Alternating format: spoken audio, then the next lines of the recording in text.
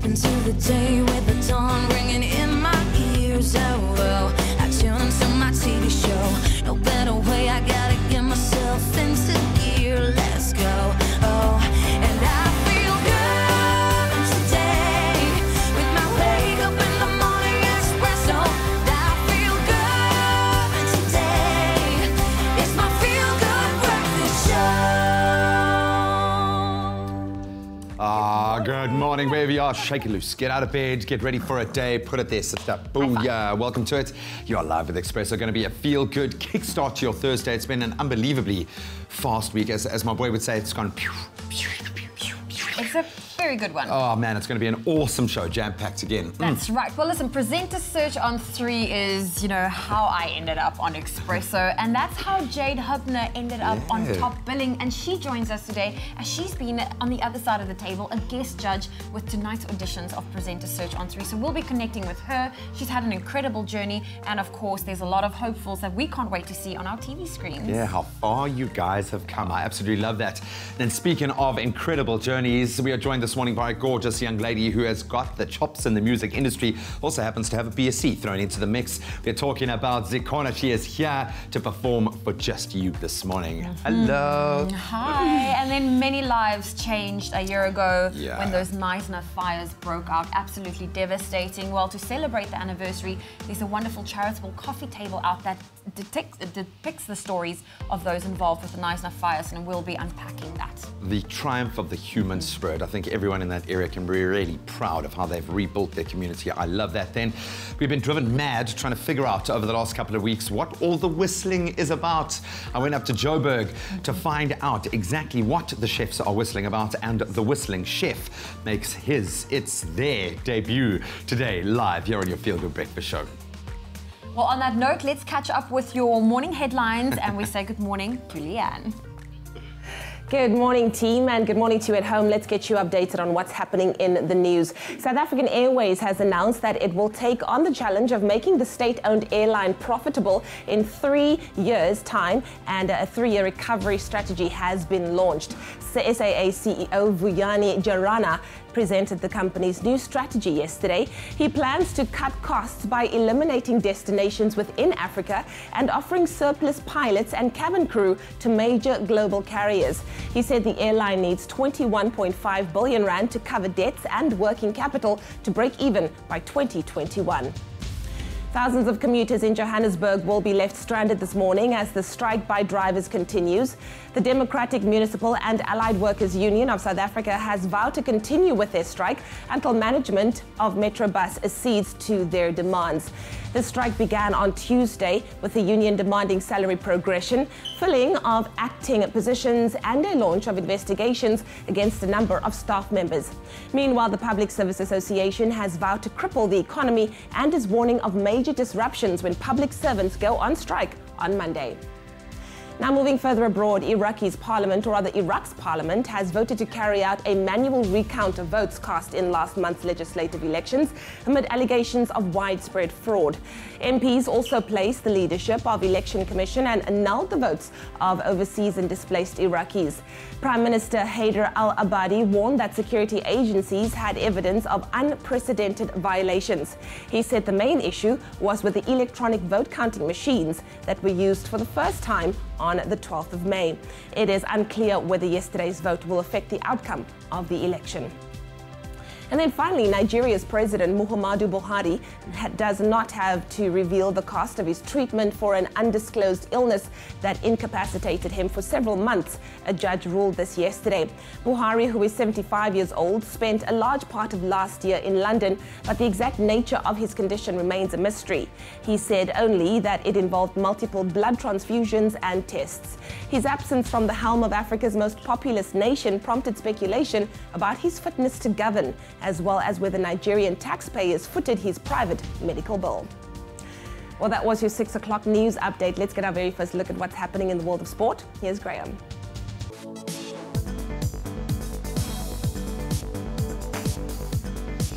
moving on in the international rugby window, we focus on the Springboks now in the upcoming tour. Bismarck du Plessis and Francois Steyn have sadly been ruled out of the Springboks three-match test series against England due to injury.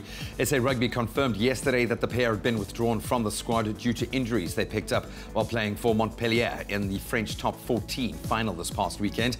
So Rassie Erasmus will announce his Springboks squad for Saturday's game against England at 11:30 this morning. Then on to football. Banyana took a huge step towards AFCON 2018 qualification yesterday as they beat Lesotho by a 0-0 in the first leg of their playoff match. In Macero Leandra Smere's first half goal proved to be enough to hand Banyana the advantage heading into Sunday's second leg tie in Bloem. And while in last night's COSAFA Cup action, Zambia edged out Madagascar 1-0 while Zimbabwe beat Lesotho 3-1 on penalties. And then finally on to tennis again. World number one Simona Halep has marched into the semi-finals at Roland Garros yesterday as she pulled off a 2-1 win over Angelique Kerber. In search of her fourth Grand Slam final, Halep found herself on the back foot as she lost the opening set, but the top seed managed to bounce back and won the next two sets 6-3, 6-2. Also in action yesterday on the ladies' front, Gabin Muguruza beat Maria Sharapova by 2-0. And that's where we leave our sport for this half hour. Thank you, Graeme. Well, let's get your Thursday morning underway by taking a first look at the weather. And it seems like most parts of the country can expect a chilly start. Bloemfontein expecting a start of -2. But looking at those temperatures, Polokwane, your minimum for this morning is 5 with a high of 22. Mbombela 8, 26. Sunny in Pretoria with a low of 6 and a high of 22. Johannesburg 4, 19. Mahikeng 2, 23. Klerksdorp 3 with a high of 21. It's partly cloudy in Kimberley today, a low of 2. A high of 21. Bloemfontein, a cool start of -2 and a high of 19. Richards Bay 10, 23. Pietermaritzburg 8, 25. Durban 16 with a high of 23. Mthatha sunny with a low of 3, a high of 25. East London 14 with a high of 28. Cradock 3, 25. Port Elizabeth 12 with a high of 23. George 12 reaching a high of 20. Sutherland partly cloudy, a low of 2, a high of 18. Cape Town 12 reaching a high of 18. Worcester 5, 21. Springbok 8, 24. And Uppington a low of 7 and a high of 25 degrees Celsius can be expected for today. Well, that was your weather update. I'll have another one for you in half an hour.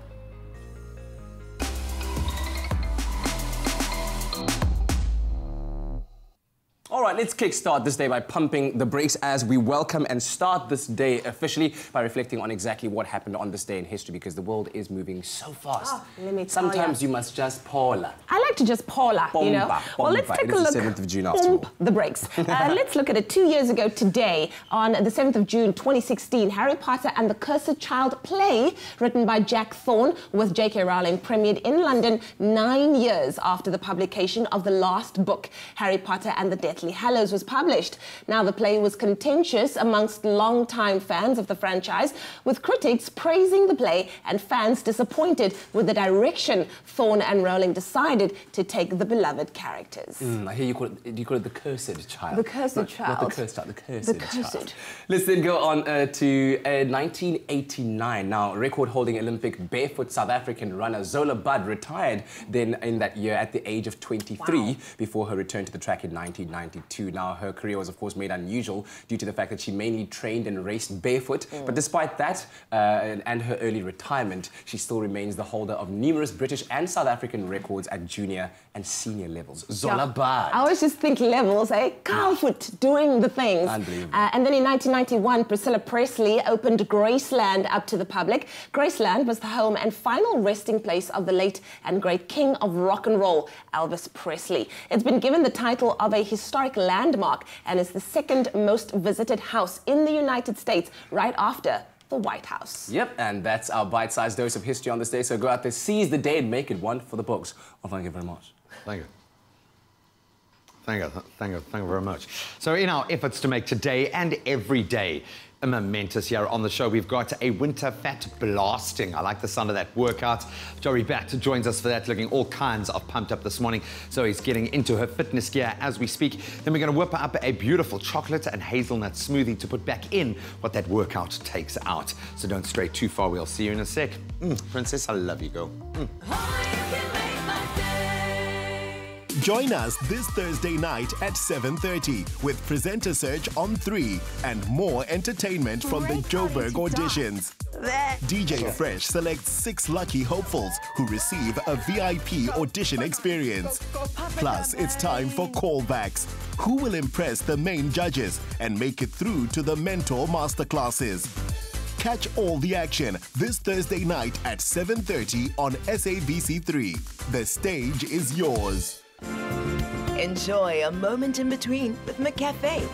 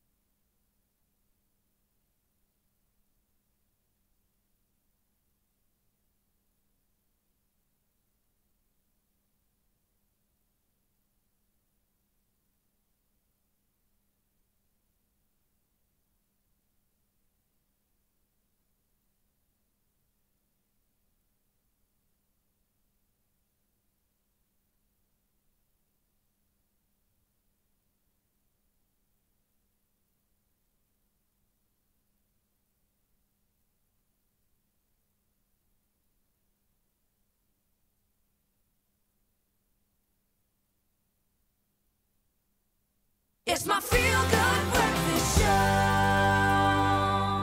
Welcome back to Feel Good Breakfast Show. It's Expresso right here on SABC3. Time for us to take our very first look at what's happening on the screen. Cat out here by the ocean, but it is ahead of World Ocean Day, and we wanted to know from you some of your throwback stories. Do you remember what it was like experiencing the ocean or the beach for the first time? Let's see what Carmen says. Yes, it was amazing walking alongside the beach, sand between your toes, hearing the waves, thinking of what type of fish I was. Wow, between the waves. Donna says powerful, amazing, wonderful, refreshing. Lindsay says never been to the beach, let alone Gauteng. I'm in Limpopo. Girl, we got to get you down here. And then Nathan says, hi guys, I love the ocean and the sea. Oh, the waves, the ocean, the wind briskly blowing past you. You guys are like poetic today. And then let's go down here. Ramakone says, morning team. I've never been to the ocean or beach. I only swam once in my life. Scared of drowning. Ramakone, do not be afraid. It is a wonderful experience. But yes, the ocean must be respected because anything can happen. So let us know from you ahead of World Ocean Day, what's your most beautiful memory of the ocean? All right, listen, we all live in a fast-paced world and you barely get a chance to make another impression after your first. So we've devised a way in which... Oh, thank you, Sis Princess. Thanks very much. So we've devised a way in which you can get to know somebody very quickly through a 60-second rapid-fire series of questions, and Zikhona is our guest artist today, and that's who we're getting to know. Firstly, welcome to you. We're going to kick right off, start the clock. Here we go. So who would you choose, Ryan Reynolds or Ryan Gosling? Ryan Gosling. Bungee jumping or abseiling? Bungee jumping. Your favorite sports team? Man United. Oh! 2 hours of Facebook or 30 minutes of YouTube? 30 minutes of YouTube. Coffee or iced coffee? Iced coffee. Taylor Swift or Kanye West? Kanye. Your most used emoji? Laughing face. Beyonce or Adele? Beyonce. Casper or AKA? Okay. 60s or 90s? 90s. Toilet roll over or under? Under. Banana on your pizza or no? No. Movies, movies with subtitles or audiobooks? Subtitles. So is your banana. Banang. Last album you bought? The last album you bought? Sam Smith. Oh, your favorite color? Pink. Prince William or Prince Harry? Oh, it's a tough one. William. Are you a morning person or night owl? Night owl. Your favorite word? Flip. Your alarm goes off, do you snooze or get up? Snooze. Oh! Did you actually snooze this morning? Like 3 times. Glad you made it on time. Yeah, I did. But as I said earlier on, it's good to have you here Thank you. To chat to you a little bit about your music and your creative journey. You grew up in Grahamstown. Yeah. Arguably one of the most creative cities in the entire country, so you... I'm glad, like, you recognized it. Like, No, I do. Because I'd have to explain, you know where Rhodes University is first. Please. And yeah. We all wanted to have that Rhodes lifestyle, you know, Yeah. but anyway. And then you also studied a BSc, so tell me about how the music part of your life and the BSc computer science part of your life merged together. Which one came first? How did it all come about? Obviously, music came first to me. I don't know if it's a calling or whatever, but it's something that I couldn't really ignore at a point. So up till matric, so I've been involved like in cultural activities at school. School Ensembles, choir. school choirs, you know, sometimes I would lead choir practices. I was very involved. Yes. But then my parents started getting worried because I was paying too much attention on those stuff. Sometimes I wouldn't like maybe do my homework or come back home late. So like they advised me, you know what, we know you have this gift. Why don't you just take this opportunity that we're giving you, you know, get yourself a tertiary degree. Yes. Yeah. Yes. So I also wasn't that bad at school, so I took the opportunity, and I loved working with computers. But then it came back to me again. So I would go to competitions. You know what, Grahamstown is tough. There were no auditions. It's just like people living their creative lives everywhere. There's an actor and a singer around every corner, and there's an So you'd have to, let's say, go on the corner of the street. You know where the arts festival is there as well. Yeah, of course. So like those are the only opportunities that you have. So I'd have to, for example, travel to PE to go audition and everything. So you know what? I was like, let me just move to Joburg. And that's where I studied my degree, and at the same time I went to auditions. Wow. And then... I mean, that must mean you have very little time for anything else, really. I didn't have a life as much. Wow. Because if I wasn't studying, I was probably listening to some music and then doing covers. Yes. Yeah, and uploading videos. Tell me about the artists that inspire you. When you're listening to music and you're looking for a direction to go in, who are you listening to? Locally, I've been listening to Lyra. Oh, yes. At a younger age. Yes. And then, you know, Afropop has also progressed. Of course. We have your younger musicians now. Amanda Black, you know, she's doing it for Eastern Cape, doing it for us. Representing. Yeah, I like her soul. I like the fact that now we don't have to copy Americans, so to say. You can just be rooted. For example, in my songs, I also include my mother tongue, which is Xhosa. And I know I went to a decent Model C school, but I still keep to my roots as well. Absolutely. So I'm loving that vibe. I also don't want to box myself too much yet because I'm a new artist. So I'm just exploring as I go. Listen, I can't wait to hear you sing, and I'm sure there's hundreds of thousands, in fact millions out there tuned in that can't wait to hear you sing later on. So make sure that you do not miss out on that. That'll be happening just before the top of the hour. Right now it's time for us to get our fitness on. Even on a Thursday we still do it, yeah. Well, it is time for us to get our fitness underway. Johry Batt joins us in studio. I had a little bit of a cough. Yeah, I'm good. Listen, it's winter. This is the time people normally decide to, you know, hold back on the exercise. They get a little bit too comfortable. We all are guilty of it. But you are here to make sure that we blast those winter blues, if we can call it that. Come on. And it's difficult to get your butt to the gym. Yes, so. and it's the minute you're out of the rhythm, it's difficult to get in. So you're going to make sure we never leave that rhythm. Yeah, so home workouts are the way to go these days, because we were just talking about time, you're so busy. The last thing you want to do is go through the parking lot, swipe your card, go into the gym. So it's nice you can have a workout you can do in the comfort of your own As home. long as you know what to do. Sometimes keep it simple, but the important thing is when you string workouts together at home, is your timing and the type of movements you do. Okay, so what have you got planned for us today? I've got my 4 favorites. Okay. That I like to use for fat burning. Okay. The workout's going to work like this today. That's the important part. We're going to do 4 movements, but you're moving straight from the one movement into the other one for 3 minutes, non-stop. Rest a minute, repeat. You're going to do about 5 to 6 rounds. Okay, so let's give it a go. So here's the movements. Let's just check quickly. So you're going to do lumberjacks. Okay. There. From there, we're going into squats with the arms up. There we go. Okay, and you want to keep everything nice and fast because it's getting the heart rate up. Yes. Last one. Oh, it's second last one. You're going to go into push-ups. Remember, these movements you're only going to do for 5 to 10 seconds. Hold it, hill climbers. Okay. Okay. So let's string it together quickly. Remember, 5 to 10 seconds, work on my timing. Okay. For 3 minutes, non-stop. Okay. We'll do it for a minute today. We're going to do it a quick minute. Okay, here we go. Starting with the lumberjacks. Ready? Yes. And 1. Into squats. Let's go. There we go. About 5 seconds. Going into last one. Let's go into push-ups. That's it. Hold it, 5 seconds. 1, 2, 4, 5, 6, 7. Get in there. Work it back up, push-ups.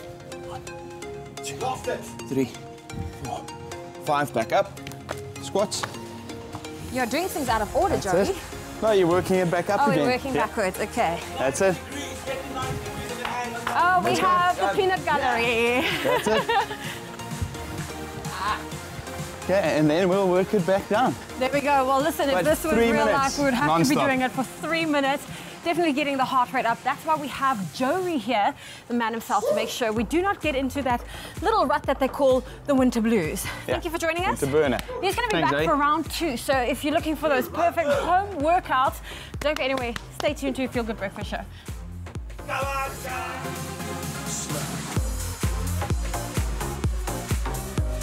Oh man, I don't know if it was the music or the workout. I just get so pumped, man. Just so pumped. Having a workout so early in the morning is the best thing to just refresh your mind and just invigorate, man. I and then love you it. need a smoothie after a workout like that. And it is chocolate ice cream day, okay, believe it or Can you not. believe it? But we obviously A can't day just fill our dedicated face to with chocolate me. ice cream this early in the morning, so we're going to convert it into a very healthy and unbelievably nutritious smoothie. Absolutely. Because chocolate in its raw form is actually one of the healthiest things out there, believe it or not. Cacao. Cacao. So we've made some beautiful ice lollies here, but we'll show you how you can arrive at that and have a smoothie at the same go. So I'm going to ask you to be our mixer this morning. All right, sir. So we've gone with some frozen yogurt. We went with the vanilla flavour here, low fat as well, so you don't have to kind of overdo it with the chocolate ice cream, but this is going to make our nice smoothie cold base. Frozen yogurt is one of the most underrated desserts in the world, by the way. Yeah, man, beautiful to savour and a great base for a smoothie, hey? Get in there, get in there. Then, my friend, we've got some actual hazelnut milk made from hazelnuts. There we go. Which is obviously really nice and healthy, great source of protein. Looks Excuse me for the spillage there. Don't worry. I guess if you could also have programmable. used the Ento milk ice cream that we had yesterday. Like You that's really super could. chocolatey. And it's massively high in protein as well. Then we've got some actual hazelnuts. A child's handful of hazelnuts, Then some dates, some natural sugar, and they really do pack a nutrient punch as well. But if you want energy to get you going, and then we've got some cocoa nibs, and I'm going to have to get into this antioxidants. Wow. They help to lower bad cholesterol, magnesium, and calcium, vitamin B1, 2, and 3, and then a little bit of cocoa powder just to add. Should I leave? Extra, I'm going to leave a little bit just to sprinkle for, on top of the. Yes, yeah. For grammable, at the end of that's brilliant. You can see you've done this before. So then you're going to blast it all together, just like our fat-burning blast of a workout this morning.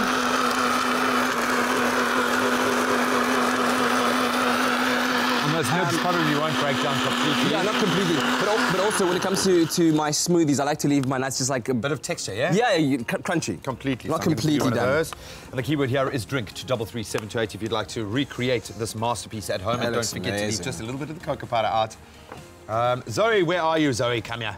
I'm here. You've earned this, girl. That was I've a earned this power. lolly, haven't I? You can have either, and they were made from exactly the same ingredients. So happy chocolate ice cream day. There we Thank you, but go. I This is wanna a try the healthy smoothie. alternative And the keyword again is drink to 33728. Dress it up, man. Dress it up. You have to dress it up. You have to make it grammable. There we There go. we go. Look at that. Oh, look at I'm trying to get a him. straight line, just one straight I thought line. you were going to do a design or something in there, like a puppy or tree something. or a puppy. Well, I'm working on Look, that. we did try that, and ours didn't come out like that at all. There you go. You did all the hard work. Thank you very much. Give it a go. Thank Give it a you. go. Your Thank you health. so much. Should we have a little sip? And there it is, guys. Drink to 33728. Oh, it's good. Happy chocolate day. What is it? Chocolate ice cream day. Chocolate ice cream day. Low-fat chocolate ice cream day. Wonderful stuff, man. And? Nice. That's good. Very good. Very good. The dates add that natural sugar that I like. Hey, do you guys know that sharing is caring? Just saying. Well, coming up after the break, we're taking a look at tech news, and this morning we're exploring the depths of the ocean. And then, of course, we've got the beautiful Jade Hubner in studio, and we're talking about presenter search on 3 and her guest judge experience. All that and more coming up on your Feel Good Breakfast Show. Tune in for Afternoon Express today, live at 4:30 on SABC3. Joining us in the loft is one of South Africa's hottest new pop sensations, Zikhona. The Eastern Cape-born singer burst onto the scene last year when she participated in one of South Africa's top singing competitions. Plus, we meet a young boy whose life was turned around after suffering from severe eczema thanks to an innovative treatment. That's Afternoon Express, weekdays at 4:30 p.m. on SABC3. The stage is yours.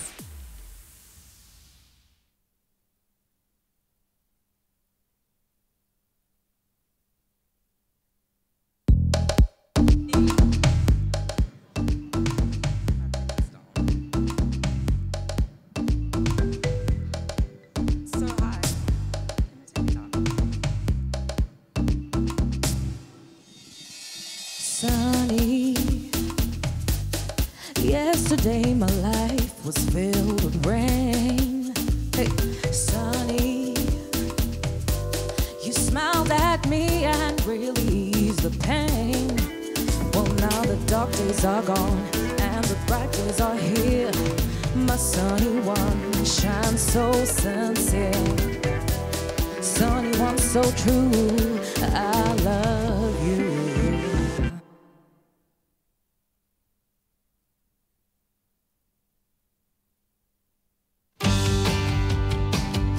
Win a state-of-the-art kitchen appliance as SA's #1 cream cheese is on the hunt for the nation's #1 cake in the 2018 Lancewood Cake Off.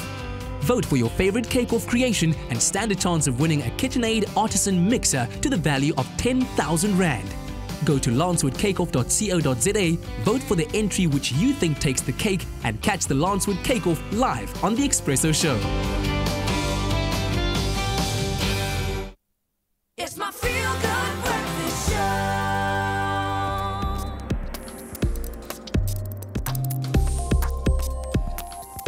Welcome back, you beautiful pleeps.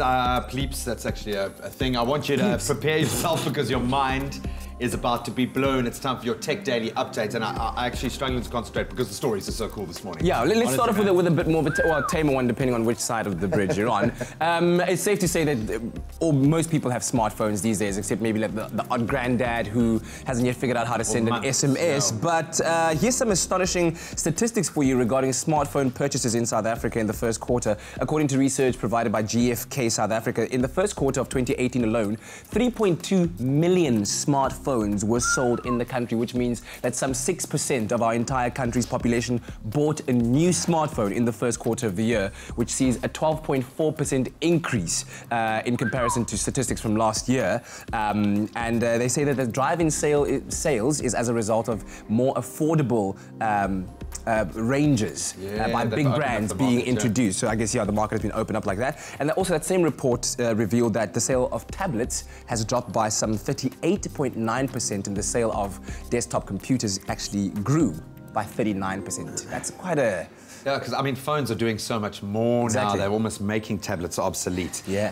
And we drive that, I think, on this show as well. Everyone lives on their phone. I'm looking at about 3 people on their phone as we speak right now. No, our camera. So this one is just awesome to me because we love Elon Musk. Okay, he's one of our favorites, but he's not alone out in the world. Of course, he has SpaceX that plans to send people to Mars, and it's just around the corner. But now another American billionaire, Ray Dalio, has launched something called Ocean X, and he's teaming up with the legend himself, filmmaker and director of Titanic, James Cameron.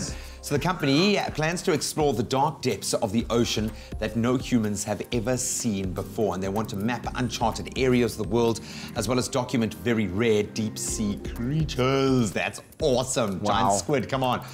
They'll archive this by building, or achieve this rather, by building what they call the most advanced science and media vessel ever built, the Alusha 2. They also plan to film their adventures, obviously James's connection there, and create documentaries to share with the world. In a press statement, Dalio said, ocean exploration is much more exciting and much more important than space exploration. I don't know. Oh, Shade. He also claimed that the ocean remains humanity's most important and most under-examined treasure, and that is true.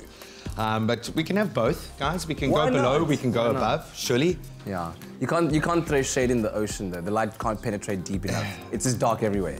So please get back on your in your lane. But Ocean X, Space X might be very interesting. I wonder if we could put a poll up on Twitter right now. Do it. And ask, so if you had a choice of going to the depths of the ocean to die in the ocean X, or to die in space somewhere in Space X, which journey would you take? Anyway, that's the latest tech news. In the national news this morning, South African Airways has announced that it will take on the challenge of making the state-owned airline profitable in 3 years' time, and a 3-year recovery strategy has been launched. The airline needs 21.5 billion rand to cover its debts and working capital to break even by 2021. Thousands of commuters in Johannesburg will be left stranded this morning as the strike by drivers continues. Meanwhile, the Public Service Association has vowed to cripple South Africa's economy and is warning of major disruptions when public servants go on strike on Monday. On the international front, Iraq's parliament has voted to carry out a manual recount of votes cast in last month's legislative elections amid allegations of widespread fraud. The Prime Minister has warned that security agencies have evidence of unprecedented violations. And then finally, Nigeria's President Muhammadu Buhari does not have to reveal the cost of his treatment for an undisclosed illness that incapacitated him for several months, a judge ruled on Tuesday. Buhari, who is 75 years old, spent a large part of last year in London, but the exact nature of his condition remains a mystery. Well, that was your 6:30 news headlines. I'll have a full bulletin for you at the top of the hour.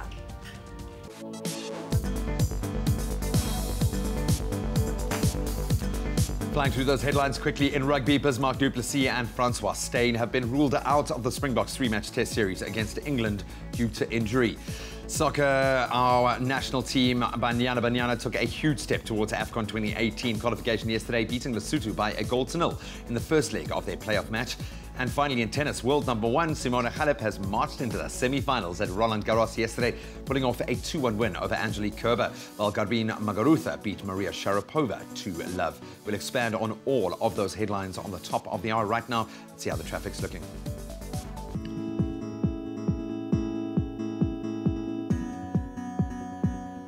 Well, let's take a first look at what you expect on your roads this morning. And just a quick one in the Western Cape in Bellville. There's slow-moving traffic on the N1 inbound. That's between Plattekloof and Sable Road exit. I'll have more for you in half an hour.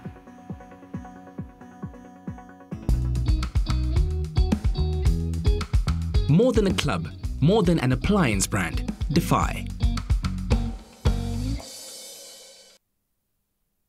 It is Throwback Thursday, and the person we're throwing back to today is one of the most legendary South African musicians of all time. Now, he's performed on our show many times, and he's taken the stage by storm around the world for the last time. And today we celebrate his birthday for this week's Throwback Thursday. We're talking about none other than the legend himself, Johnny Clegg, and who was born on the 7th of June, 1953. These are moments in time right there. You're in there.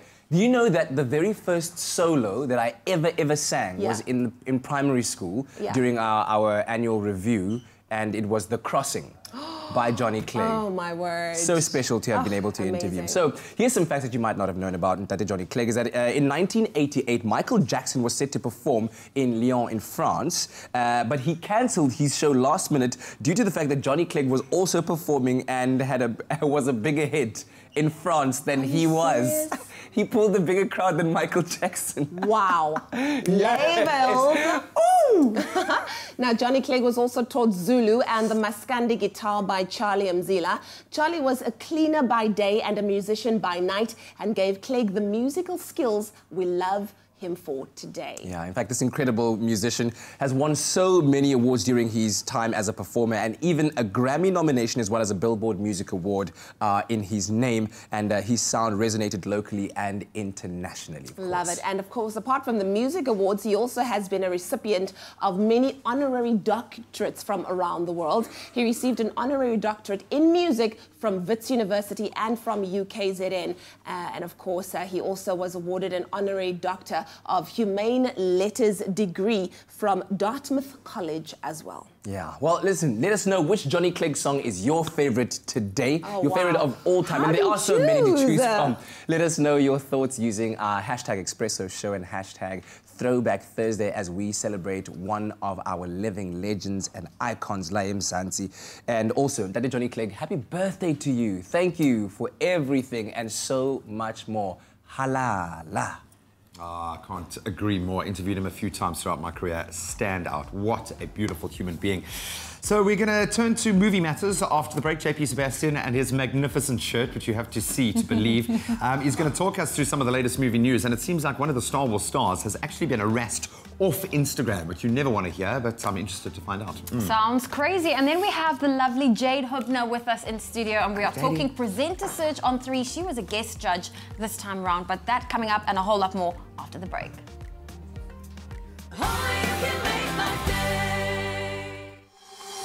There's a little bit for everybody this week on Top Billing, Saturday at 6 p.m. as we bring you the best of the good life. Yes, you can have an oak tree in your apartment by learning the Japanese art of bonsai. And build your own dream home from shipping containers and fill it with stunning upcycled design. That's Top Billing this Saturday at 6 on SABC 3. The stage is yours.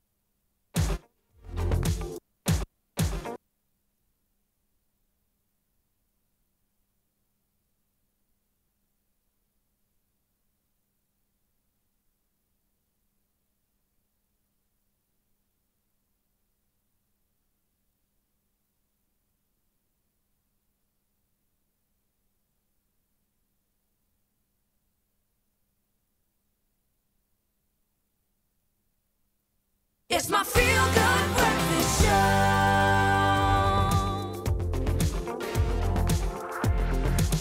Welcome terug. Welcome to your Feel Good Breakfast Show. It's Expresso. We have the lovely Jade Hubner here. She's going to talk presenter search, this time being a guest judge. I know it's always different being on the other side of the table for once, but it's time for us to get into our local entertainment news. Exactly. Well, you would have seen the last few days, Twitter was lit with a three-way exchange between Tumi Morake, Bonang Mateba, and one of Queen Bee's fans. Now, in recent tweets, the hashtag WTF Tumi Show Twitter account wrote about how they were patiently waiting for Bonang Mateba to honor their invite for her to be a guest on their show, hosted by comedian Tumi Morake. Now, one of Bonang's fans quickly saw this tweet and told her not to accept the invite because the show has turned her into a laughingstock. The Twitter user said, please don't set foot at WTF Tumi.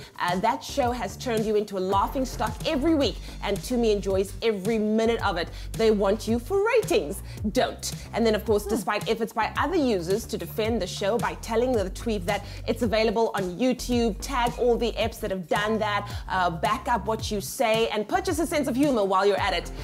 Queen Bee responded by saying, your girl B has decided to decline the invitation. Lol, she says, my supporters say I mustn't come to your show. I'll have to decline, but thank you.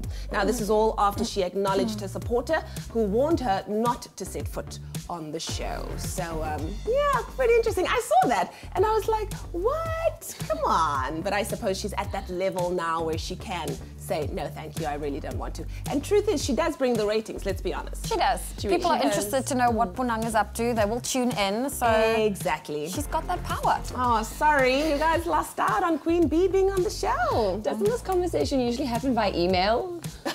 And normally, no, it's Twitter now. Okay, I didn't get the memo. Everything gets exposed on social media. But Jade, we're going to be connecting with you a little bit later, and that was our local entertainment news. For now, we'll have more in your international entertainment news. It's time now to reconnect with this shirt and the man who knows it all about the movies. Let's reconnect with our box office top 5.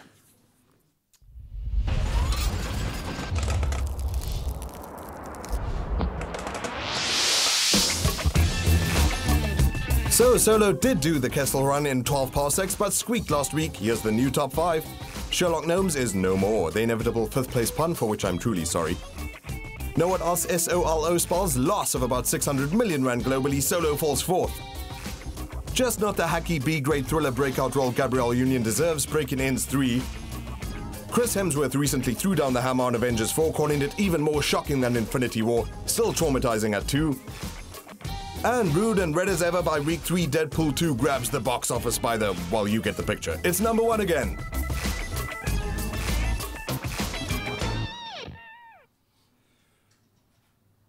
Oh, absolutely love it, man. Of course, the Infinity War is still dominating, and rightly so, but we now turn our attention to some news off the big screen, and this is really sad for me, man. I loved the first Crow. Dig this dude. Jason Momoa. Yeah, what's going on, man, with the reboot? Oh, don't worry. He's going to be fine for Aquaman, no doubt. But there was going to be a reboot of The Crow, which I think a lot of people who got into the superhero movies, who got into the comic book movies, will know that that's one of the classics. Yeah, man, it was a cult classic, actually. It was from 1994. Sadly, that's the one where it was Brandon Lee who was mysteriously shot on set. A blank and died. There was so much pain around that movie, but now there's even more pain. So they tried to reboot this movie years later. Jason Momoa has been on the idea for, he said it was 80 years of his life that he was so excited to take on this role. The director was on it for 4 years, and after some creative differences, as they always put it, there's the director, Corin Hardy, and Jason Momoa behind, super excited to start shooting. It all fell to pieces. That's Jason Momoa's Instagram there, where they were posting some teasers of what could have been. Why? After there was a company called Relativity Media, they owned the original property rights to The Crow. That company went bankrupt. Then another rando bought the property rights from the bankruptcy. Hollywood, come on, man. So it's all business reasons that there were these divides. And so Momoa and the director say it deserves better. And even if it takes 8 more years, maybe that's what it takes. But they're very sad. Yeah, man. Sorry to the fans. I ain't going nowhere. Then this story breaks my heart because I absolutely loved the performance of Kelly Marie Tran in The Last Jedi. She was beautiful, but she is not being treated with respect. And such a fresh addition as well. And she was awesome. And necessarily in a franchise, you know, that needs more women of color in it. So what's happened, and this has happened before with a certain cross-section of Star Wars fans, is that she was a victim of such tremendous abuse online, of racism, of misogyny, of, you know, people making comments about her size, ridiculously fans saying how much they hate the character. Here's Rian Johnson, her director, who was defending her against those people who were saying those things, who made her leave Instagram. It was so painful for her. And she's only just gotten started in the industry as well. And she was so excited. Man. That's disgusting. John Boyega's had to face it as well. The other ladies of Star Wars had to face it too. Daisy Ridley also removed herself from Instagram. Stuff's got to stop. Do you not realize, as racists, that you're the bad guys in Star Wars? Like, yeah, man. You're the supremacists. You are the stormtrooper, you Nazi. Yeah, they'll leave it there. So now then, I've often wondered what happens, okay, when you're an action actor and you just happen to like break both arms before a movie. What do you do? As it happens, you know, how many times haven't we all broken both arms? I actually have broken both of my arms. You're a special boy, and I love you, Graeme, but you're a special boy. So what happened? I'm laughing at a story where Jeremy Renner broke both arms. So yeah, favorite news story, hands down, wink. Wow, that sounds so cool. But the reason I'm laughing is that he had his arms CG'd into the new movie he's acting in. So computer graphics have put his arms into this movie after he fell during a stunt from a stack of chairs that were 2 stories high. Why were you on there? The thing, like the rig broke and then he fell off, broke both arms. Computer graphics had his arms reintroduced to a movie. How is this even possible? Like, science has gone too far. Do you think he was like, just add another little centimetre circumference there, just an extra vein or two, man? Jeremy Renner. Shame, poor guy said he could only move like a robot for the longest time. So they desperately It's need to debilitating, man. I get that, man. And for an actor that is so physical and action, but I love the sounds of the movie. Tag looks 3 pretty weeks time, cool as well. I think one of the reasons, actually, the main reason he couldn't be Hawkeye in Avengers, people were like, ooh, it's clearly a story reason. It's so deep. Yeah. It's like, no, the dude fell off some chairs. He couldn't use his arms, okay? But he still would not have missed, though, could he use his bow. I absolutely love that. And we love you, Kelly Marie Tran, wherever you are in the world. You've got a massive support base, honey. Absolutely. We absolutely adore you. That's your movie news for this Thursday morning. All right, in case you don't have any plans tonight, of course you don't have any plans tonight, 7:30 p.m. tune into SABC 3 for Presenter Search on 3, which takes us once again back to Johannesburg for a wild ride of more auditions as the season continues. And this time around, you'll remember Jade Hubner, who is now one of the presenters on SABC 3. She started there on Presenter Search on 3, and you return as guest judge. Great to have you here with us. I can't wait to hear about the adventure that you had while you were there. Wow, it is so different to be on the other side. Right. Right. Obviously, I was relieved. I knew exactly what those contestants were going through. I hope you watched the last week. It was so funny. I was laughing so much. There was this guy who did this impersonation. I think his name was Stephen Ward. He did an impersonation of Jack Sparrow. Oh, yes. I saw that one. I fell off the couch. And he was really good at it. He was really good at it. Now, Jade, sitting on the other side of the table and, of course, knowing where you were, what is that one thing that you were looking for as a guest judge? Knowing and, of course, taking into consideration everything that those contestants, everything that all of the auditionees were trying to do. I think Jonathan Boitini actually nailed it the way he described it. I think in the very first episode, and he said he was looking for that Simba factor, not the X factor, the Simba factor. Yes. And for me, that's somebody who everyone is just captivated by, and somebody who you can't help but love and just want to hang out with, and they're worthy of it. They're just worthy of it, and that's, I think, that the kind of person they need, somebody that everyone just wants to be around. That's powerful. I love that. And of course, the great thing is that there's a choice of 3 shows. There's Expresso, there's Afternoon Express, and Top Billing. You got the Top Billing gig, which is amazing. What do you think it is? I mean, if you want to further extrapolate on the Simba factor, perhaps, what it takes to be a Top Billing kind of presenter? I think for the contestants who want to be a part of Top Billing, I think the most important thing is just listen, first of all. Listen to everyone around you and absorb as much as you can. Yeah. what you think you know, you don't know. Yeah. And the crew does know. So, and the judges know. So I think you've got to try and absorb as much as you can and implement it. And I think the person who can implement it the fastest, learn the quickest, and do it with the most grace and kindness, I think they will end up victorious. I think a lot of what I saw in those filter rooms, because you only, as the audience, you only saw a few people, but we saw thousands, is that people think presenting is easy. Yeah. What are some of the misconceptions about presenting that you saw throughout the auditioning process? I think a lot of people try to like mock or, you know, like mirror other presenters, but then over-exaggerate it. So you've got like these weird gestures, like these bobble heads. Like, you think they need to move their heads all the time and like, so good night. Yes, yes. You know, you saw it. Yeah, and there was a lot of Bonang wannabes as do we well. look like that? Please, No. just for my own amusement, could you just, we're going to get camera to you. Please do that again, what you just did now. Good evening and welcome to Presenter Search on SABC3. The stage is yours. Brilliant. And it's like, whoa. And you're like, which show are you auditioning for? I hope I don't look like that. But when you look at the past year in your life, right? Yes. And the journey that it's been, has it been all worth it for you? Definitely.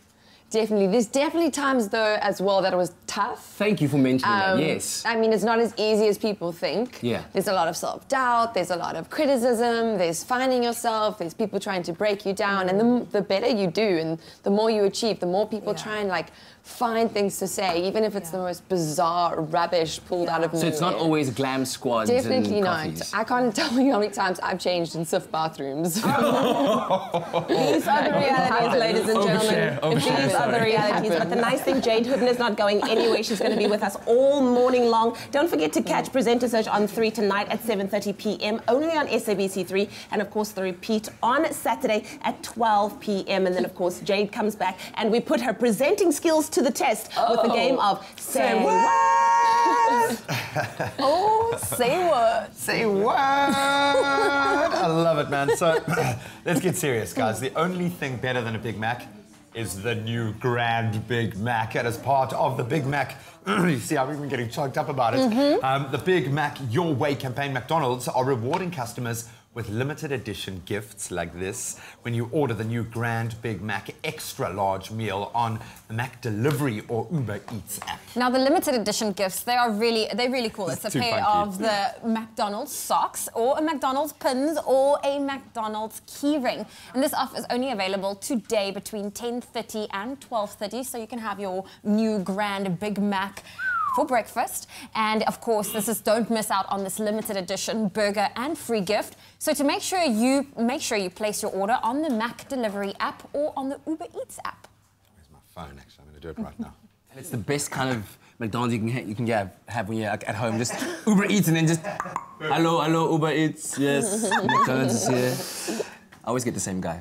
Do you really? Yeah, I do. I think they do that on purpose because they know it's you. Probably. Probably. Okay, anyway, we're going to take a quick break. When we come back, Zikhona is finally going to perform. Exactly, and we're going to show you how to build your summer body in winter. Yes.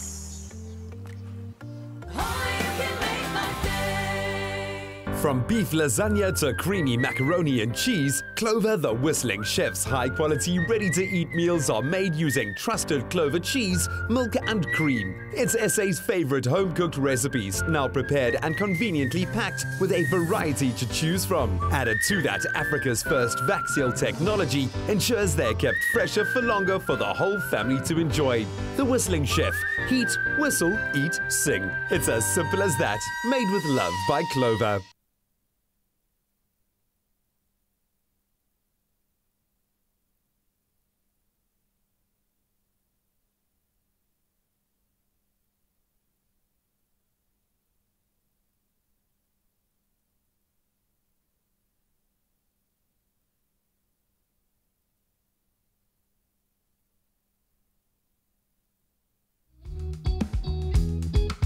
More than a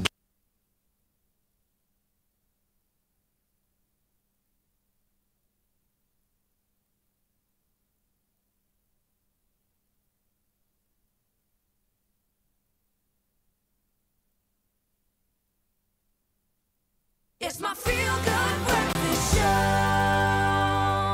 welcome back, you beauties. Hope you're having a fantastic morning. If not, let's cheer you up just a little bit with some of those random, funny, interesting things we've been able to stumble across on our social media timelines this morning. I'm going to kick it off this morning, ladies. Kick it off. Something Do the that things. I reckon could be introduced into the Winter Olympics: iceberg surfing. It's an actual trend on social media, and this is why. Take a little look How is this possible? at this. And like an iceberg, it's moving really, really slowly. Exactly. Come Yeah, on, just South like the Africa, Titanic. where's your We never saw broadband? it. We never saw it, just It's like coming. the Titanic. Okay. Well, should What have I you tell got? you what Do I it, come found? on. I'll tell you what I found. Let's just bring a kitten and some puppies in. Of course. Oh. Well, not puppies, golden retrievers. How's this? A golden retriever sandwich. There's one little kitty cat. It's winter, it's cold, you want to snuggle, and this kitty cat found the perfect place to find a snuggle spot, and it's right between two golden retrievers. Not sure if we've got the image for you. But that is clever. If you're going to find a place to snuggle, a golden Between two retriever dogs. is the way to do it. I absolutely love that. No, and the golden retrievers are shy, and the kittens are shy. They're actually on the iceberg, and we're still dragging the iceberg into harbour. Exactly. Let's try one more, shall we? Let Give it a us shot. try one more. Okay, so you know that Twitter always has like these things, these comparison stuff, where Yeah, people are always fighting. comparison stuff, Now that's there's a the new official one, bun versus roll. Now the debate started after someone tweeted a picture saying, people who call it a bread cake scare me. It's a muffin. Now Twitter is going crazy with responses of options of what to call these bits of bread. This is a muffin, you melon. This person says this is a muffin, you melon. That looks like a cupcake to me, actually. No, that's a muffin, man. Okay, do Come you on, say that's you a muffin? melon. This is a cake, honey. Of course it's a cake. Like, But what do people think? why it would is? they think it's something else? Defo think we should just accept that everyone has different names for it and get lives. Whoa. Okay. Oh, there's always one. There's always one. Okay, I'm getting... You're back, baby. The Port Patrol has just let us know that the iceberg has finally arrived in Cape Town. I Take would a love look to at do this, something like guys. that.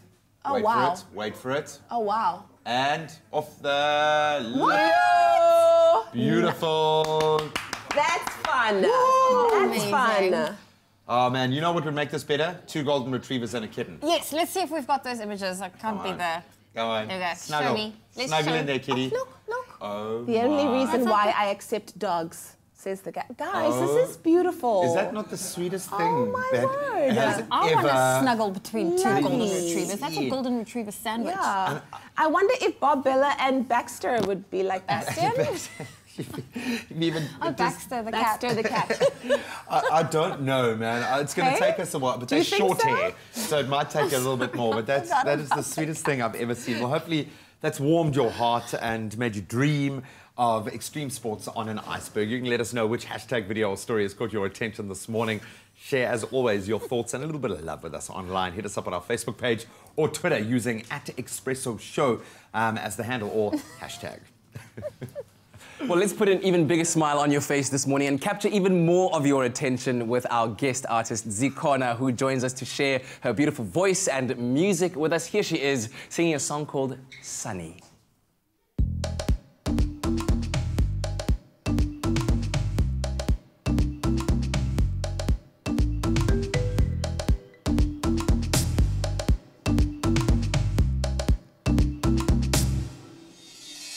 Sunny. Yesterday my life was filled with rain. Sunny. You smiled at me and released the pain. Well, now the dark days are gone and the bright days are here. My sunny one shines so sincere. Sunny one so true. I love you. Sunny, thank you for the sunshine bouquet. Sunny,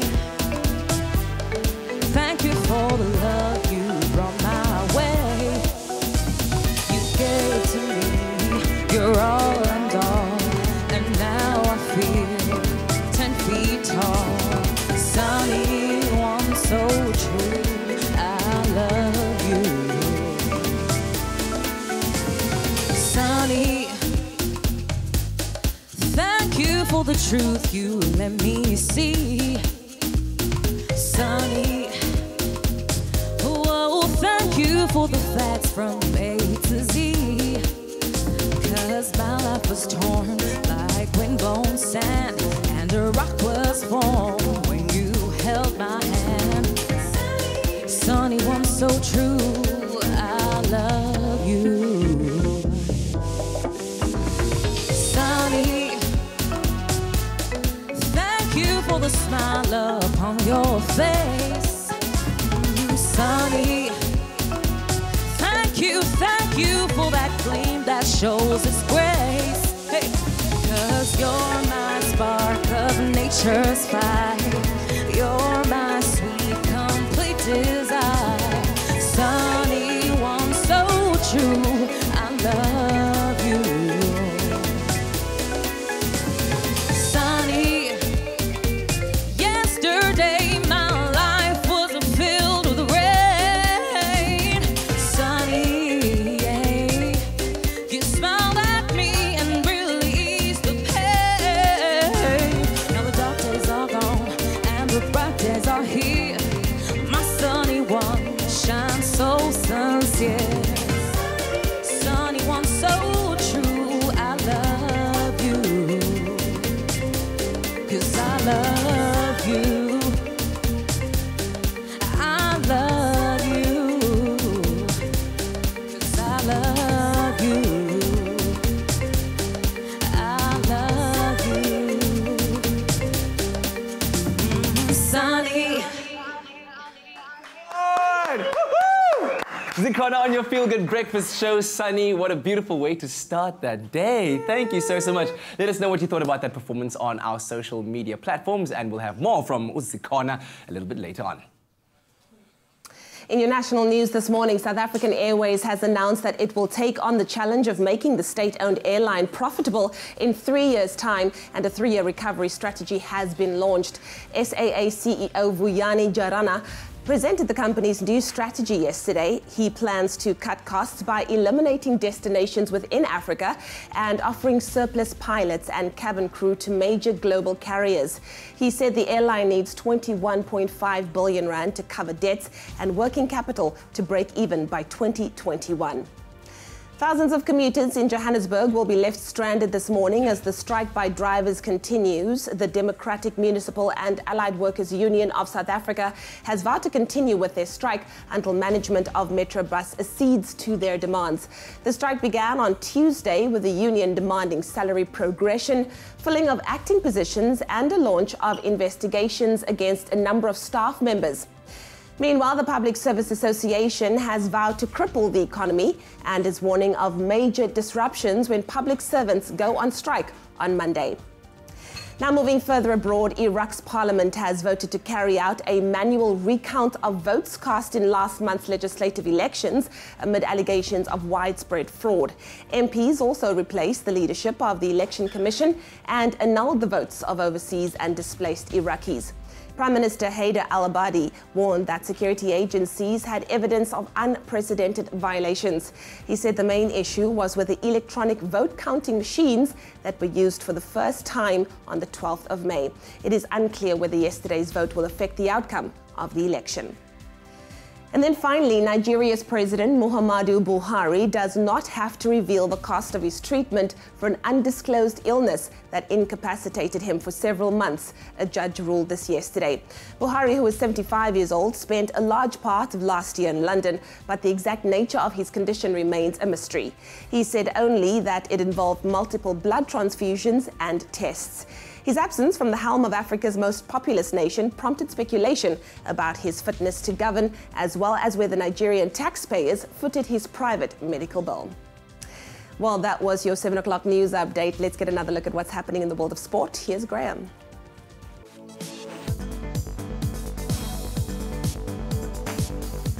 We continue with rugby's international break at the moment, and of course Bismarck du Plessis and Francois Steyn have now been ruled out of the Springboks' 3-match test series against England due to injury. SA Rugby confirmed yesterday that the pair had been withdrawn from the squad due to injuries they picked up while playing for their club Montpellier in the French top 14 final this past weekend.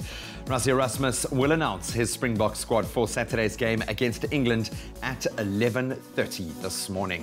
Then on to football, Banyana took a huge step towards AFCON 2018 qualification yesterday as they beat Lesotho by a 0-0 in the first leg of their playoff match. And Macero Leandra Smera's first half goal proved to be enough to hand Banyana the advantage heading into Sunday's second leg tie, that of course in Bloem. While in last night's COSAFA Cup action, Zambia edged out Madagascar 1-0 while Zimbabwe beat Lesotho 3-1 on penalties. And finally, in tennis, world number one Simona Halep has marched into the semi-finals at Roland Garros yesterday, pulling off a 2-1 win over Angelique Kerber. In search of her fourth Grand Slam final, Halep found herself on the back foot as she lost the opening set. The top seed managed to bounce back and won the next two sets, 6-3, 6-2. Also in action yesterday, Garbine Muguruza beat Maria Sharapova by 2-0. That's where we leave our sport for now.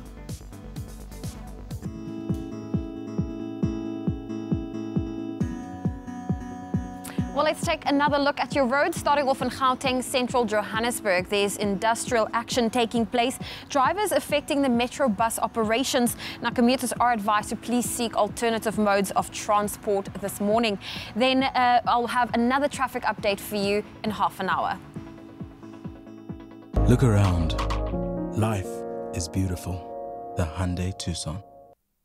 But let's quickly take a look at what to expect in your weather. And cool start across the country with Bloemfontein with a minimum of -2. But looking at those temperatures, you can expect a minimum of 5 in Polokwane and a high of 22.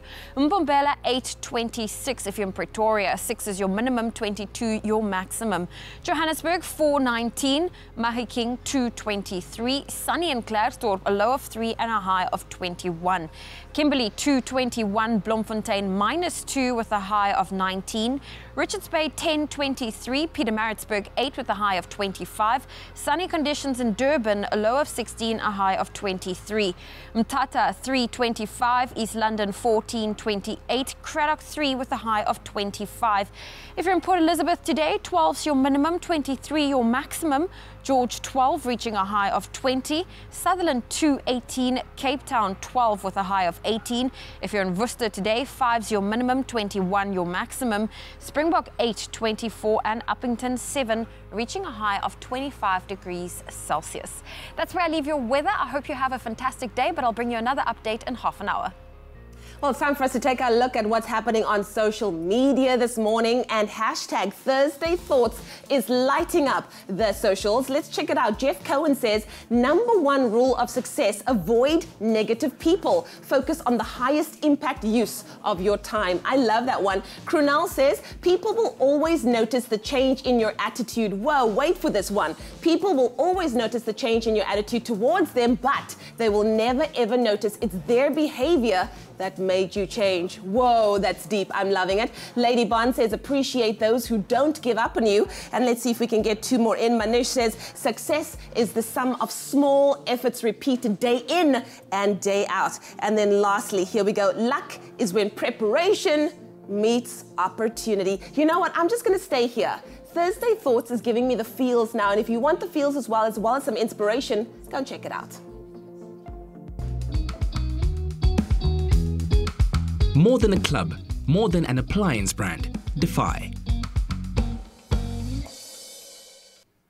Well, there's more coming to you after a very short break. On the other side, we take a look at a year after the Knysna fires destroyed such a significant part of a much beloved town, how the community is rebuilding itself through the aid of Greenpop. And then speaking of building, we're helping you to build your summer body starting right now. Johry Batt is already getting warmed up. Look at that flexibility, the muscles, 180 degrees of this and that and this and all of that and this.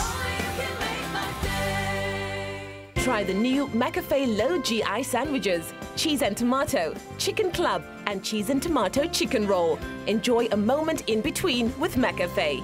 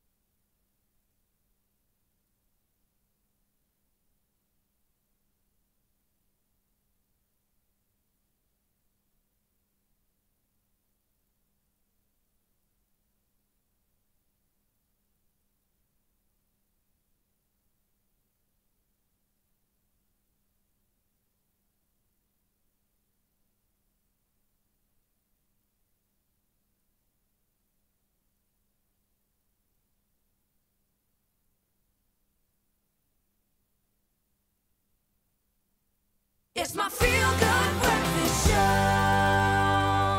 Welcome back. You're live with Expresso. Time to broach something very serious, but I think something also quite inspirational. Today, many people along the Eden District and Garden Route will be somberly remembering the absolutely devastating fires that wiped out so many areas on this very day. I mean, look at that, just 1 year ago.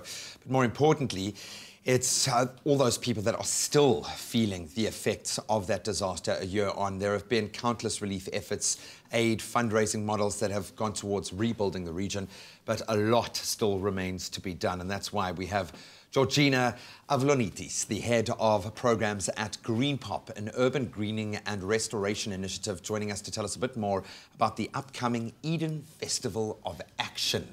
I love the sound of that, because this is the time for action. It's one thing to embrace a community during the time of struggle, but a year on, you know, it's no longer stealing the headlines. There is no longer this mass drive of will towards that. We need action now more than ever. Absolutely. Yeah, and the dust has settled now, so it's a good time. You've got a big job on your hands. How did the Festival of Action and the Eden District, how did this all come about? So Greenpop's actually been running the Festival of Action in Zambia for the last 6 years. Wow. So we're continuing our project work there, but our phones did not stop ringing. And so, of course, we realized we had to bring the action along to the garden route. And for the first time, we're having our Festival of Action on home shores, and we're very excited to be getting engaged in the area. How are you engaging in the area? What sort of activities will be taking place? How do you guys as Greenpop actually operate? So we are partnering with, there's so much incredible work being done on the ground. And what Greenpop does is we organize a Festival of Action, so it's a multifaceted action-oriented activity, 3 weeks. So the first 2 weeks are for our school goers, so from 13 to 19. And the last week is our adult week, or all ages week. And we're From the photos, you're not behaving like adults. It looks like actually a huge amount of fun. We have a lot of fun. So planting thousands of trees, creating incredible upcycled, useful structures out of bio-bricks, painting amazing murals and turning disused public corners into places of engagement, and getting all sorts of insights from amazing experts in the field, awesome workshops and expert-led talks and think tanks. Yeah. Because it's a golden opportunity when passing through a gateway like this. Firstly, and I love the fact that you guys go so much further to motivate the community that you're connecting with. So that's one level, but you need sustainable growth in those areas and rehabilitation. How are you guys achieving that? What are the focus areas when you look at those workshops and the long-term goals of what you're doing through this festival? Absolutely. Well, this is a 3-week in terms of just plugging in and initiating action. Plant. So getting a whole lot of hands and action on the ground. So we bring all the people and the hands and the hearts and the heads to the area.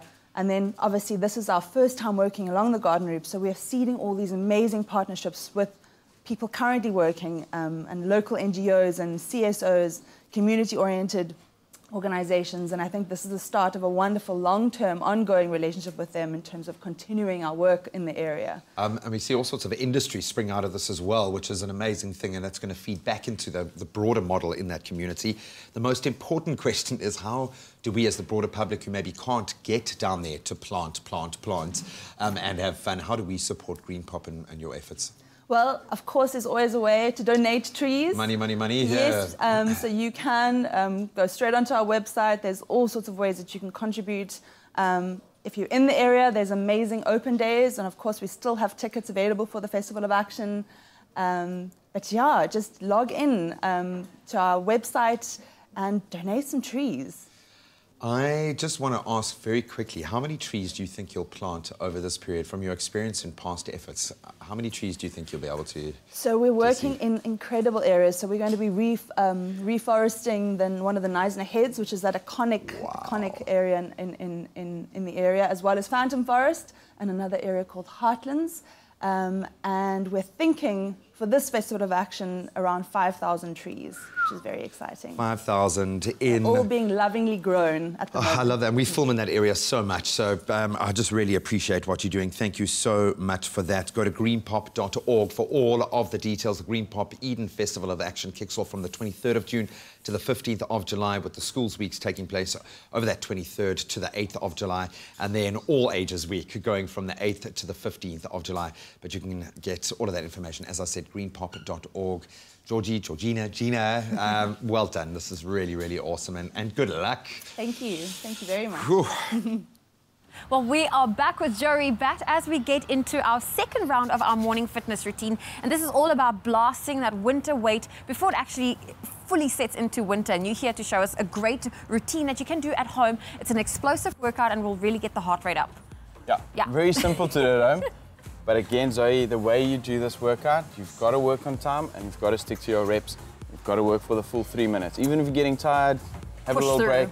Breathe, go again. Okay. So you've got a different routine. So first, round one, you showed us, you know, we're going to do combination. Pulsing, squats and lunges for the first 2 movements, and then a bit of a full body explosive movements with star jumps and bunny or burpees. Okay. So let's absolutely kick it off. Terrible, but they work. It sounds horrible. Right, so we're going to start off with, and remember, check your timer. You'll set this for 3 minutes, and you're going to work 20, 10, 10, 5, 5. Okay. Right, let's go. So pulsing, you hold it, and it's 1, 2, 3, 4, 5, 6, 7, 8, 9, 10. 1, 2, 3, 4, 5, 6, 7, 8, 9, 10. Immediately going into your split. Okay, hold it. 1, 2, 3, 4, 5, 6, 7, 8, 9, 10. Switch it up. 1, 2, 3, 4, 5, 6, 7, 8, 9, 10. Going to star jumps all the way down, full up.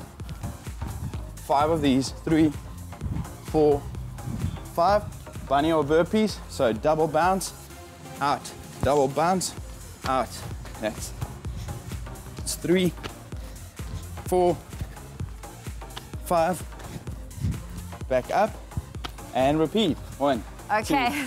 2. Right, so for 3 minutes. You called that a pyramid shape because we focused on 20 pulses first in the squat position. We went to 10 per leg, and we did 5 star jumps, followed by 5, is it bunny? Bunny or burpee, so double bounce, and you're staying nice and low because you want to keep that isometric movement in the quads. Okay, well, Johry, always so great having you here. Thank you so much. Zoe. People want to find you online, or where can they get you?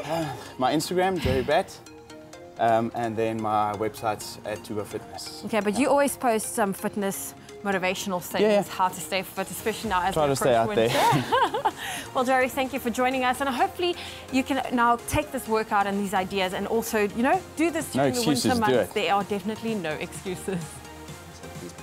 All right. So the Isolomzi Secondary School Outreach Program is an annual tour to the Eastern Cape initiated by Rondebosch Boys High School in 2012. Now, each year, the aim of the trip is to ensure that matric learners of Isolomzi are well prepared for their final grade 12 exams. And this morning, we're joined by Coordinator Rowan Homuth and Helene Brandt from my school, and 2 Cape Town learners in studio with us to tell us about this exciting initiative that has done such amazing work. It's been exciting talking to you about it, but Rowan, let me start off with you. Give us the backstory about where the program started, 2012, and how it's progressed so far. Well, we drive 1,300 kilometres from Cape Town to Isolomzi, as you said, to prepare them for their matric exams.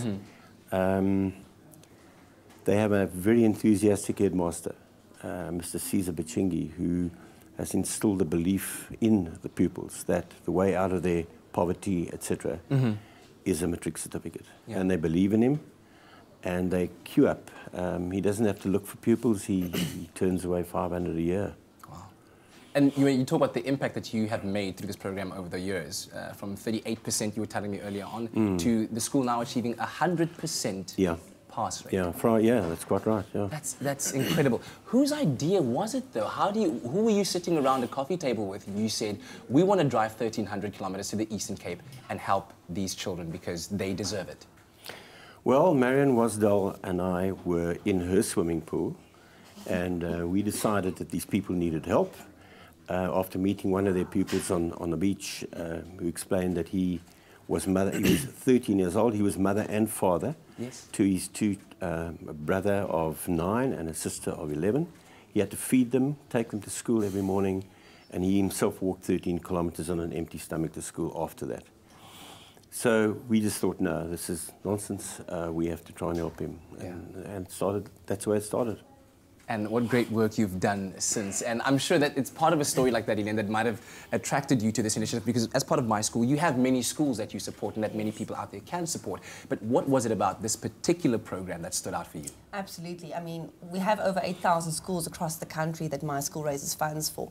So you can imagine we work quite closely with a lot of our top schools.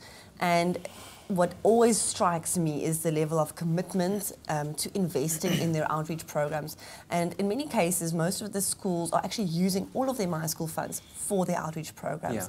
And it's tremendous. But what strikes me about this initiative is the humility with which it's being done and the impact. The impact on these lives and it's really a life-changing opportunity to give someone the dignity of a matric certificate and the opportunity of their lives. So we're sponsoring the fuel to help them get there.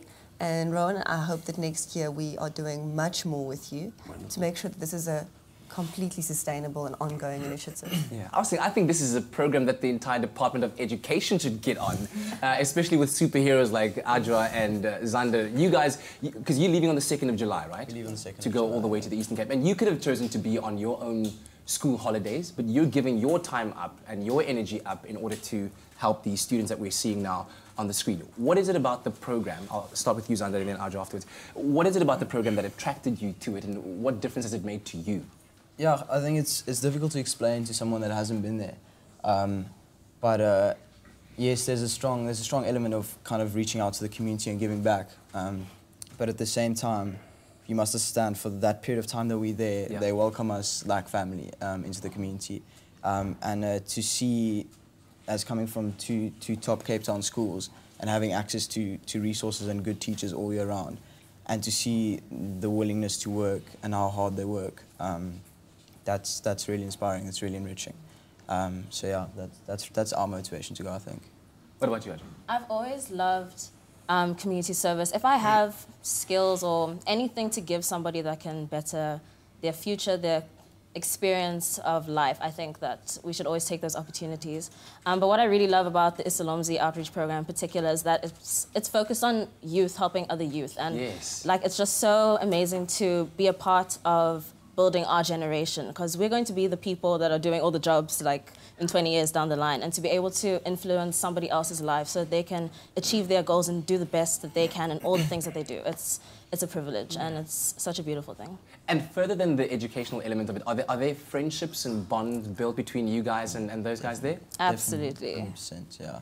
I think you'll find that a lot of the time it's not that the ability is not there, it's just that they haven't had the foundations, they haven't had the building blocks. So sitting with them in a class, it's just like giving them the tools and giving them the means, and then just watching them excel.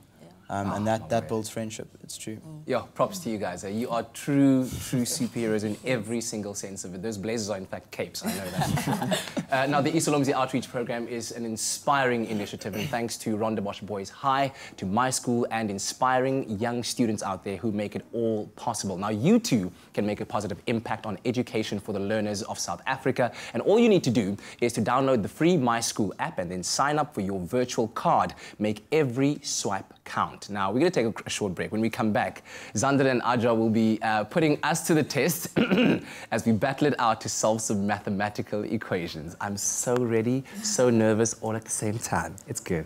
Just go easy on us, guys, please.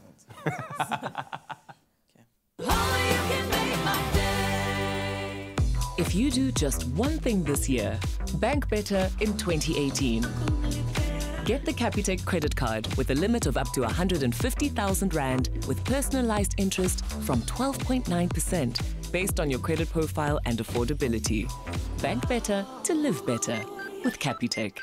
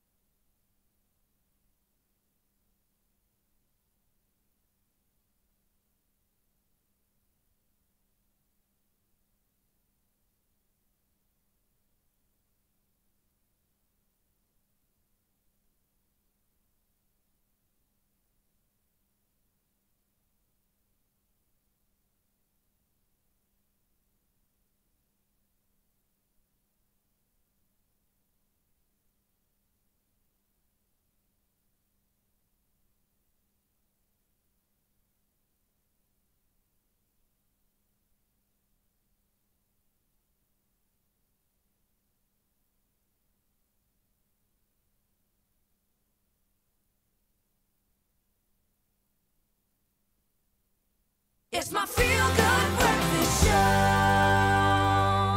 Welcome back. It's your Feel Good Breakfast Show. It's a Thursday morning. We're hanging out with Zander and Adra. They're part of the Isolomzi Outreach Program. They'll be leaving on the 2nd of July to go all the way to the Eastern Cape to go help fellow learners there prepare for their matric final exams. And so while we're at it, because they are such astute tutors, we thought we might put their skills to the test. Yeah, man. And this is going to be kind of revision for me because I actually, I looked at this and I was thinking like, is that even maths? I don't even remember studying that. But all I'm saying is I'm looking at Adra's blazer, dude. Where are your badges? You haven't got there yet, girl. Boom. Boom. Look at this. Man, overachievers. But we love you guys. We love what you're doing. And now you're going to prove your mettle right now. And you're going to help us. We're going to re-engage the brains, man. Yeah. Firstly, guys, when you look at this initially, because I mean, this is typically something that you would be revising with the learners at Isolomzi, right? Yeah. How difficult is this equation that we're looking at? It's probably like a 2-marker in the beginning of an exam. Yeah, it's not too bad. So like the easiest thing that you could do, basically. Wait. How many marks? Like 2. So we'd have to go back to what grade? All right, Maybe so... Solid grade 10. so is this now a competition between you and I, Graeme? Are we going to try... So I guess the thing is this. We're going to try and solve this equation, and you are each our individual tutors. I'll try and explain to you how I reason with it, and you help me out, and you help out over there. You're going to help me through this. So I can't. The question is, how many... But we're going to have a little bit of fun. How long do we have to figure this out? We have 45 seconds. All right, so when the clock starts, Graeme and I will both reach for our boards, and we'll explain to our tutors what we think we should do to solve it, come up with our own answers. Yeah. Okay, you're not allowed to help any further than that, and then we'll see what it goes. Okay, cool. So, in 3, 2, 1, go. Let's go. Wow. There's yours, Graeme. Oh, look at that. All right, cool. So that's nasty. Are we supposed to go step by step? How you're supposed to do it? Oh, I didn't realize that. Okay, I cool. don't even remember how these steps work. Okay, so both of your things need to equal 0 by the end of it. Okay, so you're going to have to factorize that. Okay. So now... This to equal 0 and you want this to equal 0. Everything equals 0. Yeah, so this needs to equal 0, that needs to equal 0. Yes, okay. One value of it. So therefore you divide. So that would be 3. Oh no, so we need to factorize this. So take 2 brackets, open 2 brackets. 0 to the Yeah. Then you add X. 0 and 9 on each side, so you go x. X. Both sides. Equals. Okay, now you need to... So minus 3. Oh, wow. Okay, go. Plus the minus 3 because it's minus 3 squared will also give you. It's just okay, plus. so how are you going to make this equal? Oh, okay, because it's 0. Okay. I think I'm going to answer. I'm actually really learning something from Audrey, so I really appreciate this. Can we... There's 3 answers. There's plus, okay. there's plus Oh, 3. my word! Okay. What is it called in algebra again? It's called a bilateral... Okay. It's a quadratic equation, which means that it has more than one answer. So I only just gave one of the answers there, that x is equal to plus minus 3. And it can also be equal to 0, depending on which way you swing the equation. What did you get there? To be quite honest, I did it at a glance. Turn it. 3 is the only thing that makes sense to me because you can divide 9 by 3. Okay, that's all. So okay, guys. So it's 3. If this was an exam, please score us here. What would you give us each? Yours looks so good, man. It's good. Okay, well, technically it's out of 3, actually. So you got 2 marks there. Do you know? Okay. Do you know what I like the best? And how much did you give Graeme? I'll get 0, presumably 1. You got 1 and a good hug. That's why I love you, man. At the end of the day, it's the participation that counts, and you guys are going to do so well. Yeah, we are so thankful for having you guys here. You are superheroes in the true sense of the word. Go out there, download your free My School app, download the virtual card, choose a charity or an organization or an outreach program that matters to you, and make every single swipe count. And give guys like these the opportunity to be superheroes. The answer is why. That's why. It's big. The answer is why, guys. That's so cool. In the national news this morning, the South African Airways has announced that it will take on the challenge of making the state-owned airline profitable in 3 years' time, and a 3-year recovery strategy has been launched. The airline needs 21.5 billion rand to cover debts and working capital to break even by 2021. Thousands of commuters in Johannesburg will be left stranded this morning as the strike by drivers continues. Meanwhile, the Public Service Association has vowed to cripple South Africa's economy and is warning of major disruptions when public servants go on strike on Monday. On the international front, Iraq's parliament has voted to carry out a manual recount of votes cast in last month's legislative election amid allegations of widespread fraud. The Prime Minister has warned that security agencies have evidence of unprecedented violations. And then finally, Nigeria's President Muhammadu Buhari does not have to reveal the cost of his treatment for an undisclosed illness that incapacitated him for several months. A judge ruled this on Tuesday. Now, Buhari, who is 75 years old, spent a large part of last year in London, but the exact nature of his condition remains a mystery. Well, those were your 7:30 headlines. I'll have a full bulletin for you at the top of the hour.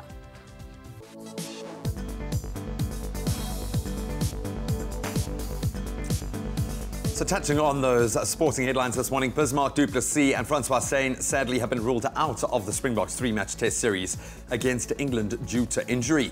On the national footballing front, Banyana took a huge step towards AFCON 2018 qualification yesterday as they beat Lesotho by a 1-0 in the first leg of their playoff match. And in tennis, world number 1 Simona Halep has marched into the semi-finals at Roland Garros yesterday, pulling off a 2-1 win over Angelique Kerber, while Garbine Muguruza beat Maria Sharapova by 2-0. We'll expand on those headlines on the top of the hour.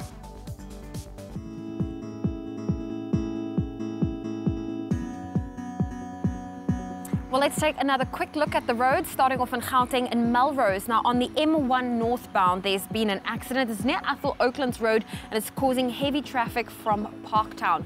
I'll have another update for you in half an hour. More than a club, more than an appliance brand. Defy. Well, let's get your Thursday underway by taking a look at the weather, and it seems like most parts of the country can expect cool conditions. Bloemfontein, your minimum starting off on -2. But let's get a full roundup of those temperatures. Polokwane, your minimum's 5 with a maximum of 22. Mbombela 8, 26. Pretoria 6, 22. Johannesburg 4, reaching a high of 19. It's sunny in Mahikeng today, a low of 2, a high of 23. Klerksdorp 3, 21. Kimberley 2 with a high of 21. Bloemfontein, a cool start of -2 and a high of 19. Richards Bay 10, 23. If you're in Pietermaritzburg, 8's your minimum, 25 your maximum. Durban 16, 23. Mthatha 3 with a high of 25. East London 14, 28. Cradock 3, 25. Port Elizabeth 12, reaching a high of 23. Partly cloudy conditions in George, 12's your minimum, 20 your maximum. Sutherland 2, 18. Cape Town 12, 18. Worcester 5 with a high of 21. Springbok 8, 24. And Uppington 7, reaching a high of 25 degrees Celsius. I hope you have a fantastic day. I'll bring you a final weather update at 8 o'clock. Now, for a book that describes itself as a coffee table book, the stories of bravery in the face of disaster that are told therein will stay with the reader long after putting it down.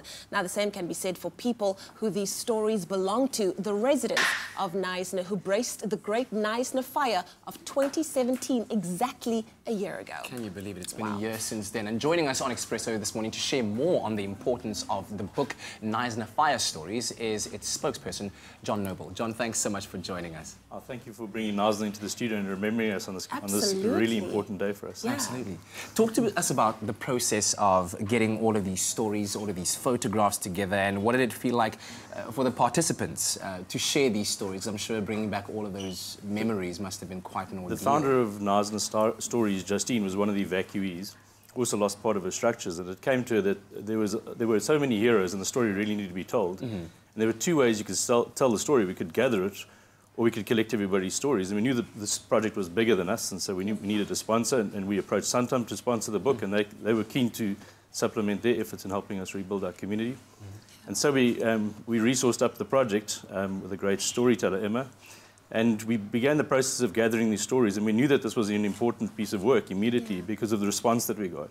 So the response was overwhelming. We had 150 stories, over 3,000 photographs, many videos, which we've put on a DVD at the back of the book, so you can really live through this experience. Yeah. What did it mean to the residents of Knysna to have that whole experience documented in a book like this? It's so important. Our response has been overwhelming to the book. The first edition sold out in about 40 days. Wow. And it's a small community, so it was really a good response. The reasons of finding it is, it was difficult for them to read. Many of them told us they had to put the book down for a while, or wait and sit down and have a glass of wine first, and then really relive the experience.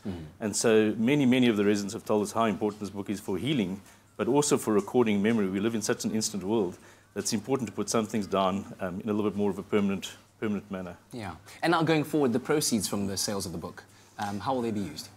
So we've raised quite a significant amount of proceeds, and we're forming a group called the Knysna Fire Rangers. And the idea with the Knysna Fire Rangers is that we'll have a trained, equipped and well-disciplined volunteer service unit that will be able to supplement emergency services. We remain a high-risk community. The world's getting hotter. And we have a lot of bush around us. So to assist with the urban-rural interface, we'll have a volunteer unit that will be able to perhaps assist or prevent something like this happening in the future. Yeah. Besides the stories of bravery, which we can see so beautifully documented in this book, what would you like the people of South Africa to know, and what do the people of Knysna want the country to know? The people of Knysna want you to know that, yes, our town did burn, and it burned quite significantly. And this was a very traumatic thing, but the most important thing message we'd like to get out there is the spirit of Knysna. So the new Knysna tourism campaign, the spirit of Knysna, is really encouraging everybody to come back to Knysna, to visit us, to experience the beautiful town, and this community that, despite this overwhelming tragedy, could pull together so quickly and heal itself and rebuild itself. And so we're still a beautiful town and a beautiful community, so please come and visit us. Absolutely. One of the most beautiful sights that I saw driving through the garden route last or earlier on this year was just the beautiful green hills and how the small trees were starting to sprout up again, and seeing life back in Knysna, so to speak. So thank you very much for bringing us these stories. Knysna Fire Stories is currently in its 2nd edition release, and so if you'd like to get your hands on a copy, you can contact the Eden Community Initiative on 044 382 2066. I'll say that again, 044 382 2066, or the German shop on 044 382 0892. Can I add that you can go online and knysnafirestories.co.za, and you can order one online. Excellent. Thank you so much, John. Thank you, John. Thanks for having us. Cheers. Love that. Incredible efforts there. Now, that shirt just deserves some more airtime, so we're going to bring JP Sebastian back to talk about Jurassic World, The Fallen Kingdom. And then we also have the lovely Jade Hubner with us. She's joining us for international entertainment news, and we're going to put her up against Leanne for a game of Say What? That's all coming up after the break. Enjoy a moment in between with McAfee. See you after the break.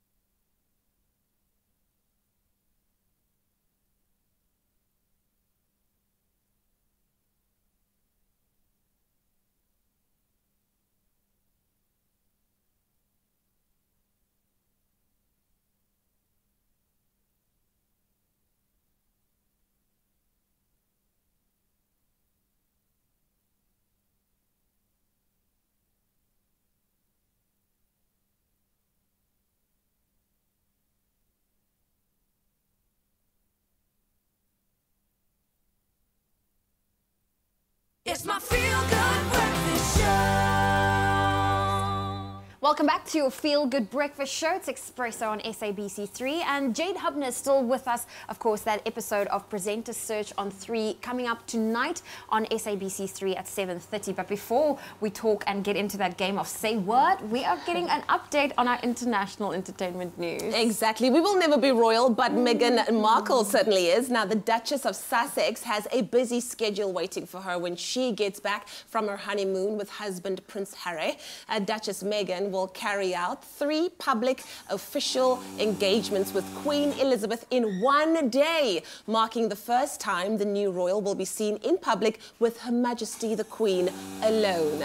Now, new dates in the court circular, don't worry about that, they're just making some delicious coffee.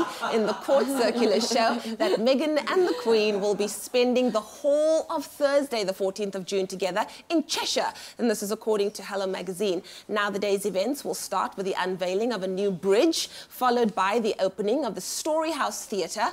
The royal pair will conclude their day with a lunch at Chester's Town Hall. I love that place. And then Meghan and her monarch grandmother-in-law will travel to Cheshire on the royal train, a mode of transportation that only the most senior members of the royal family are allowed to use. And this is according to the Daily Mail. Meghan will be the first between herself and Prince Harry, Prince William and Duchess Catherine to have travelled on the train. Now, the royal locomotive is rarely used, having only been used 14 times, as it reportedly costs, wait for it, it costs taxpayers 15 million rand to use. Is that really necessary? Yes, almost 16, but we're going to leave it at 15,499,000, whatever. What makes it so expensive to use? I can understand the value of the carriage. They use royal fuel.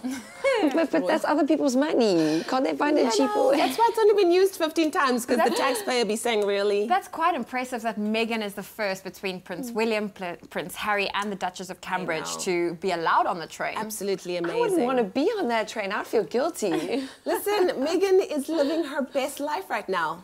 We are available right now. Cutting a lot of ribbons and opening a lot of bridges and libraries and kissing babies on the head. Must be nice. And you will never have to worry about money again in your life. Shoo. Where were our friends to set us up with Prince Harry? But that was your international entertainment news. Dada. Absolutely love that. 16 million. Don't comment. Don't comment. We've got a real royalist here with us. So let's talk about cinematic royalty now. When we talk about franchises, it doesn't get much bigger and more loved than Jurassic Park, reincarnated as the Jurassic World, which has taken us to a much bigger platform. But it's also introduced Chris Pratt as our chief antagonist. Now, the Velociraptors are good guys, or are they? Dallas Howard, who I always confuse for Jessica Chastain, but not anyway. So now, am I right? We've got another mini extinction event. The dinosaurs that were left on the island now face mini extinction. The problem is in the background there. It's not a teaser, I mean a spoiler. That's what I can see on the screen. So you've got a volcano that's about to blow, which is... Help me! Help! Yeah, and if only they know, my arms are too tiny to row the boat. I don't know. Shame. Look at them. So, dude, a lot of excitement about it, as there should be around a Jurassic... one of these large reboots where, you know, this is the time of large reboots, whether it's the Marvel movies, whether it's Star Wars, and another edition. So this is, you got this volcano that's about to blow. Planet Earth is debating, do we go back to the island and save these things? So Bryce Dallas Howard, who obviously used to work there, is commissioned by this private body to go back to the island with Chris Pratt to rescue these dinosaurs, bring them back to the mainland, which is obviously where nonsense is supposed to go down. They haven't learned. They have not learned. I mean, come on. That's really frustrating, but we'll get on to that. Have you got a little taste for us? Why not? I think we'll cut to the help me scene of the T-Rex here, who is the regular hero of the show. So let's have a look at that. Take it away, T-Rex. Okay. Oh, God. Okay. Get in!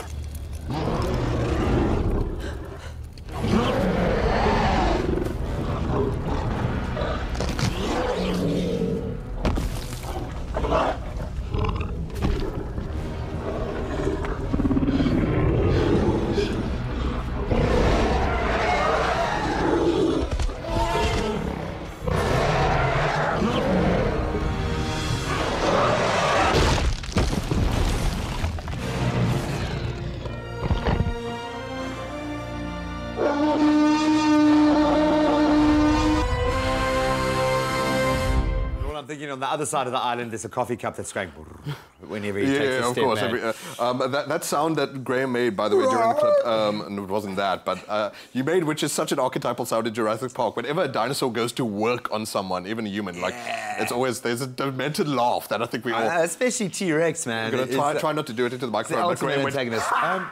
So, dude, that's, it looks exciting. It looks like what you want out of a Jurassic. Is it more adventure? Is it more scary horror? What's the vibe? So what's the Jade Hubner is the director of this one, and he's a Spanish director who's known for, I think it was The Orphanage that he did. I keep on thinking Orphanage, one of those. Yeah. Orphan, yeah. And then he also directed A Monster Calls, which was a beautiful, really dreary story about... heartbreaking but weird, yeah. Very heartbreaking but weird, actually. So he brings more of a horror element to this. The large-scale adventure kind of thing is totally lost. It's weird that they've named these movies Jurassic Worlds. Here JP goes. He's starting to... big, yeah, don't be... yeah, he goes. You've named it Jurassic World. Why are you still constraining the story? The entire thing is inside a mansion. Yeah. Take it to world already. Dominate the world, man. And so really all this operates as is a filler for by the time you reach the end of the trilogy, the third one, you're going to see these dinosaurs then proliferating into our cities, entering our daily lives. But still, it doesn't happen in this movie, which is a bit frustrating. Proliferating and entering our daily lives, like as policemen like and dinosaur behind the camera. Yeah, shame. Dude. So I mean, that's one frustration for me. Look, I'll try and say some positive things at least. Like, it's thrilling when there are chase scenes, but the problem is it so often is intervened. Like, there's so many times where you're just like, how are characters this plainly stupid?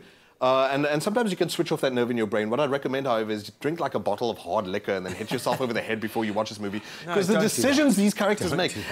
Don't do that. We're not condoning the abuse of alcohol. The decisions these characters make, as scientists, as engineers, is so infuriating. Eventually, you start sort of taking a shopping list of why. Have you ever been chased by a giant dinosaur? Have you ever had like 3 PhDs and understood the animal's behavior? Dude. So giant dinosaurs, they muddle the brain. That's what I'm going with. So absolutely, if it was just roller coaster fun, that's just fine. But then you've got this problem, like I said, the entire thing is just set inside a tight mansion, which makes for good dark. So you're just waiting for this pterodactyl to spread its wings. One very quick question: how many popcorns? Do it, bro. Do it. And like I said, filler before the final one. 5.5 out of 10. That's the nicest I can be. I think other people have been meaner, but 5.5 popcorns. That ain't gonna feed a T-Rex, but you can go and decide for yourself what you think of Jurassic World: Fallen Kingdom. How would they pick popcorn out of their teeth? They have tiny arms. Thanks very much, guys. Great movie review there from JP Sebastian. Now listen, as a presenter, you're often thrown into the deep end of situations where you have to think on your feet, interview all sorts of people. People that you love, people that you may be starstruck by, people that you don't even know. People might be controversial, or someone that you you've never heard of them. Anyway, so this is what we call a challenge to our 2 contestants, Leanne and Jade, as we play a game of Say what? Say what? Oh yeah, we did that especially for you guys. Beautiful graphic. Fresh-faced girl. So I've now introduced a new element into the game, ladies. Okay. There is something at stake here, okay? I'm going to judge your questions based on wit, on spiciness or sauciness, and relevance. It has to be a relevant question in some way or shady? another. Can we be shady? Whatever you want. Okay, I'm going to hold sole discretion on deciding who wins their golden tigoloshi at the end. That will be the prize. The golden tigoloshi is going to be the prize. Okay, so as it works, Jade, we got pictures of celebs, and you have to say the first question that you would ask them in an interview. All right, you'll go first, Jade, followed up by Leanne. Okay. Here we go. Person number 1. Let's play Say What? What? Okay. Did he like his wife's first dress? Ooh. Oh, whoa! Okay. Ow! Is it true that once you go black, you never go back? Oh, I love it. Okay, cool. Wait. Next person. He's a bit thrown off. This is the next person, guys. Here we go. Oh, wow. I actually did interview her, so I've asked all the questions. So go. Yeah, she's going to be on top billing. I want to ask her something completely different. Go. What is... Oh, I didn't even know it. Let's go. Yeah. How do the people of Paul feel that you are now queen of the world? Okay, all right, that's cute, that's cute. Here we go, next one. Boom, next person. I was trying to match your previous one. Oh, goodness. Oh, wow. Ooh, that Kardashian family. Who's his favorite Kardashian? Who's his favorite Kardashian? When are you going to stop cradle snatching? Next one. You brutal, eh? Ooh. I can't ask myself a question. Of course you have to. This is the game. What's next? Okay. I don't know what to say to you. Tell me where you get that body from. Tell me where you get that body from. All right, here we go. Next one. Boom. Ooh la la la. Are they dating? Apparently so, yes. Oh, I didn't know that. Oh, wow. Would that be your question? No. Jeez, I actually love this guy. He's so talented. So I don't know if I'd ask him or her a question. Or You both. gotta ask them a question. All right, where did they meet? Okay, cool. I would ask this question to Nick. Nick, do you call Priyanka Stella? Oh, okay, because he's helping you get the groove. Yeah, okay. she got a groove Here we back. go. Next one. Okay. Who is that cutie on the screen? I would ask, would you do Strictly Come Dancing? Oh, would you do the dancing? It's Dancing with the Stars, right? Strictly Come Dancing. Would you do Strictly Come Dancing again? Yes. I would ask her, Leanne, when are you getting married to Michael B. Jordan? Oh. Next By person. the way, Here we would go. you do it again? I would, Here we go. totally, yes. What would you ask her? Ooh, what is your proudest moment? All right. And I would ask her, do you and your dad use the same spray tan? Ha! Oh, Lord. Okay. I love this. It is I'm now gonna give time. It to you. That was a great game of Can we Say just- What, by the way. Can we just give this to her because I find her funny. I just want to hear, yes, Golden Kibaloshi, you say what? You say what? Leanne! There you go, the winner of our Say What. And also don't forget to catch Presenter Search on 3 tonight at 7:30 p.m. right here on SABC 3. And that the repeat will be at 12 p.m. on Saturday. Say what? Join us this Thursday night at 7:30 with Presenter Search on 3 and more entertainment from the Joburg auditions. DJ Fresh selects 6 lucky hopefuls who receive a VIP audition experience. Plus, it's time for callbacks. Who will impress the main judges and make it through to the mentor masterclasses? Catch all the action this Thursday night at 7:30 on SABC 3.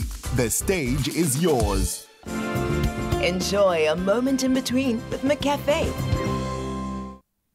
Hashtag the whistling chef has been revealed. Finally, we're going to find out what all the whistling has been about. Oh, I can't wait to find out. And then, of course, we have another performance coming your way from Zee Corner. She's with us, so don't go anywhere. She'll be performing after the break. Well done.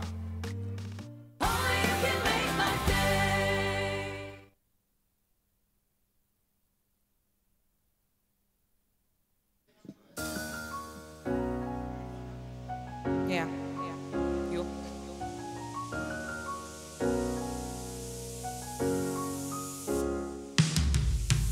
Nobody ever said it would be easy. You gotta have a thick skin. Never ever letting anything defeat me. I was born to win. So I've gotta keep the fire blazing just to make it through the coldest days. Yeah, they'll try to put me out, fill my head with doubt, but I'll keep on burning. Tough high, tending only alone. Cosas no van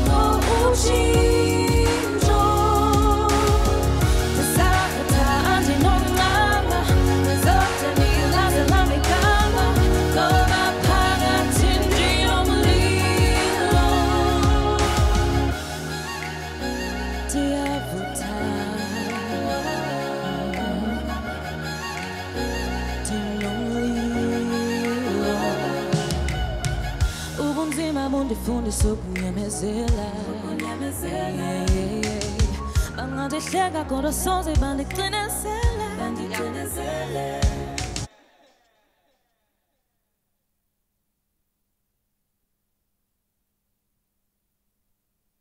It's my feel-good breakfast show.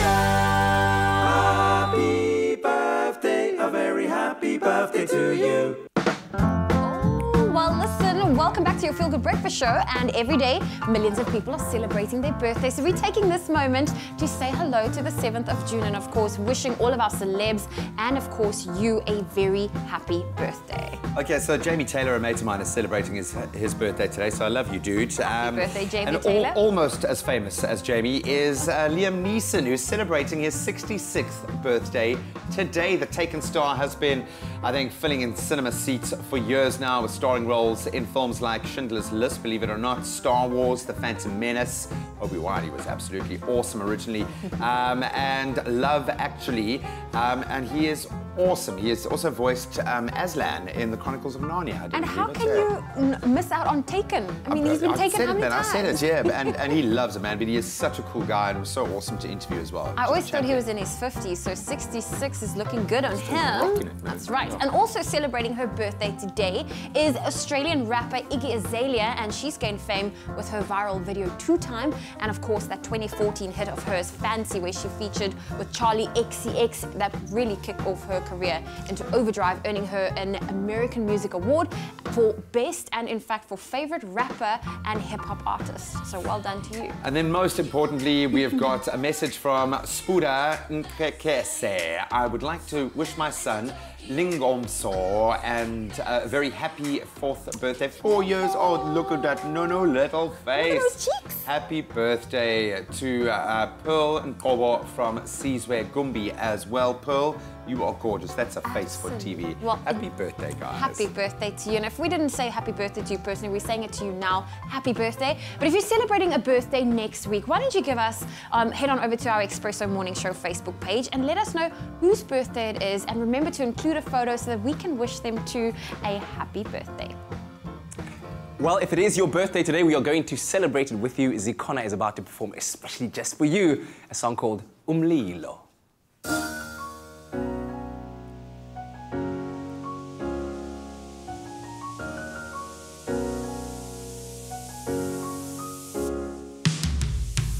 Nobody ever said it would be easy. You gotta have a thick skin. Never ever letting anything defeat me. I was born to win.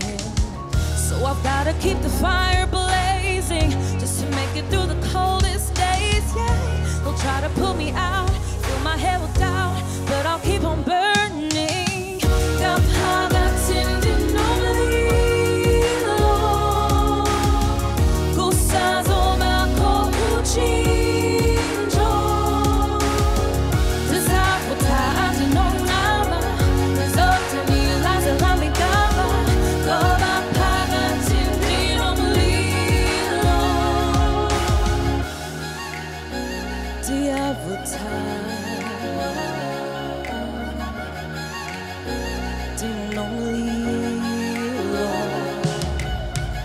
Ubunzima bundifundisa ukunyamezela.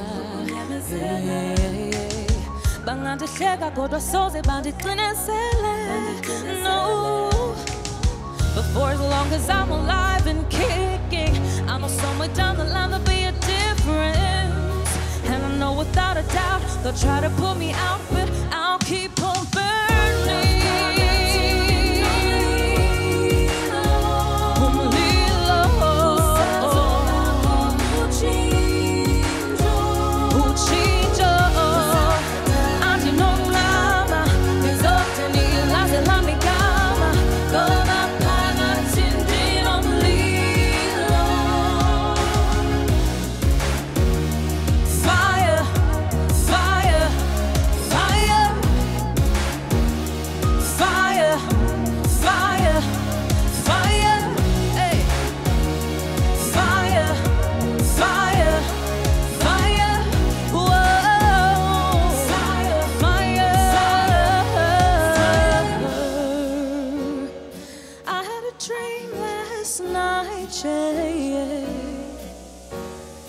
I've got to bring it to life.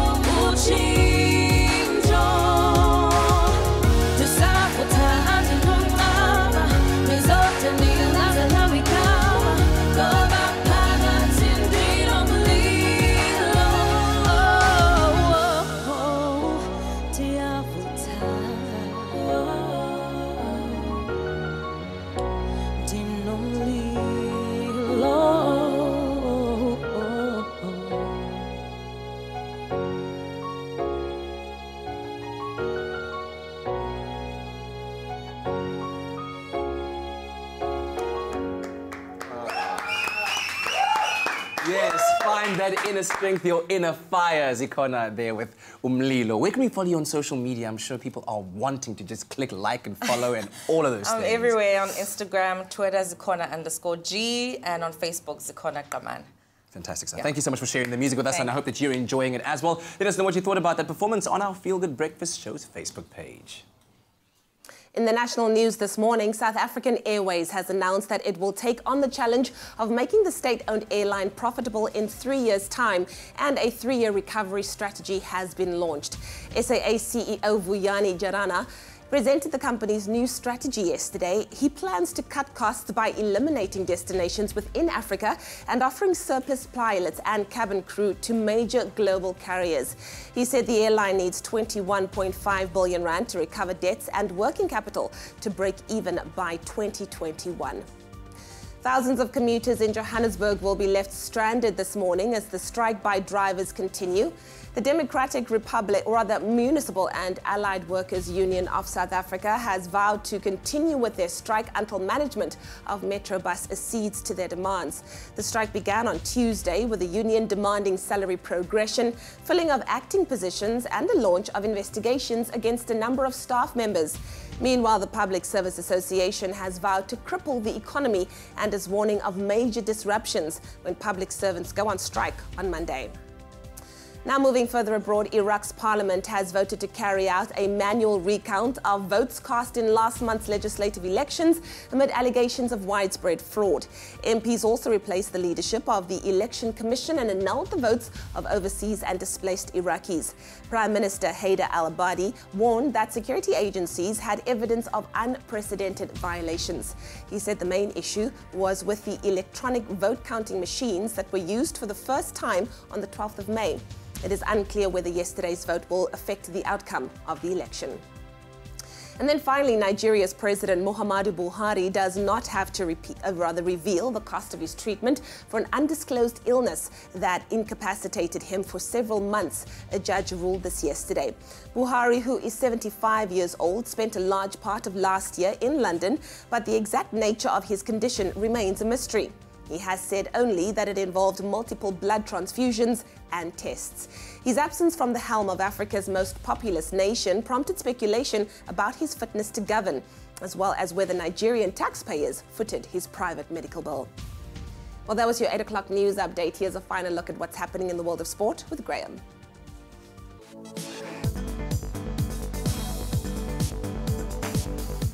Ahead of a big rugby weekend, some bad news on the Springbok front. Bismarck du Plessis and Francois Steyn have sadly both been ruled out of the Springboks' 3-match test series against England due to injury. SA Rugby confirmed this yesterday that the pair had been withdrawn from the squad due to injuries they picked up while playing for their club Montpellier in the French top 14 final this weekend. Of course, Rassie Erasmus will announce his Springbok squad for Saturday's first game, that test against England at 11:30 this morning. Then on to football. Banyana took a huge step towards AFCON 2018 qualification yesterday as they beat Lesotho by 1-0 in the first leg of their playoff match. In Maseru, Leandra Smeda's first half goal proved to be enough to hand Banyana the advantage, heading into Sunday's second leg tie in Bloemfontein. On in last night's CASAFA Cup action, Zambia edged out Madagascar 1-0, while Zimbabwe beat Lesotho 3-1 on penalties. And finally in tennis, world #1 ranked Simona Halep marched into the semi-finals at Roland Garros yesterday as she pulled off a 2-1 win over Angelique Kerber. In search of her 4th Grand Slam final, Halep found herself on the back foot as she lost that opening set, but the top seed managed to bounce back, winning the next 2 sets 6-3, 6-2. Also in action yesterday, Garbine Muguruza beat Maria Sharapova by 2 sets to love. And that's your wrap or your sport for this morning, albeit we'll start talking SABC Sports coverage of the World Cup. It's just around the corner. That's coming up in the next hour of the show.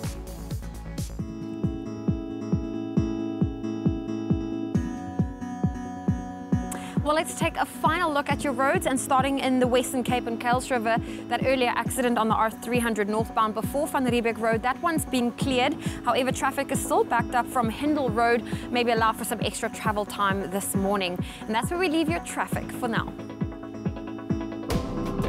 Turning air into pristine, clean drinking water. Cirrus Water, the future of sustainable drinking water. As the sun is starting to rise, let's take a final look at what you can expect in your temperatures today. Polokwane, your minimum is 5 with a high of 22. Mbombela, 8.26. Pretoria, 6.22. Johannesburg, 4.19. And Mahikeng, 2, reaching a high of 23.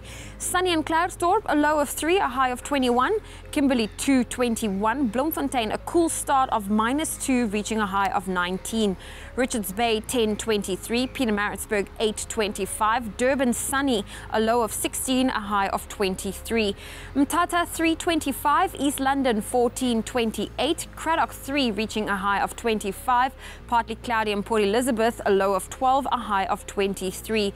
George today, 12 with a high of 20. Sutherland, 2.18. Cape Town, 12, reaching a high of 18. Partly cloudy in Worcester, a low of 5, a high of 21. Springbok, 8.24. And Uppington, 7, with a high of 25 degrees Celsius. And that's your weather for your Thursday morning on your Feel Good Breakfast Show.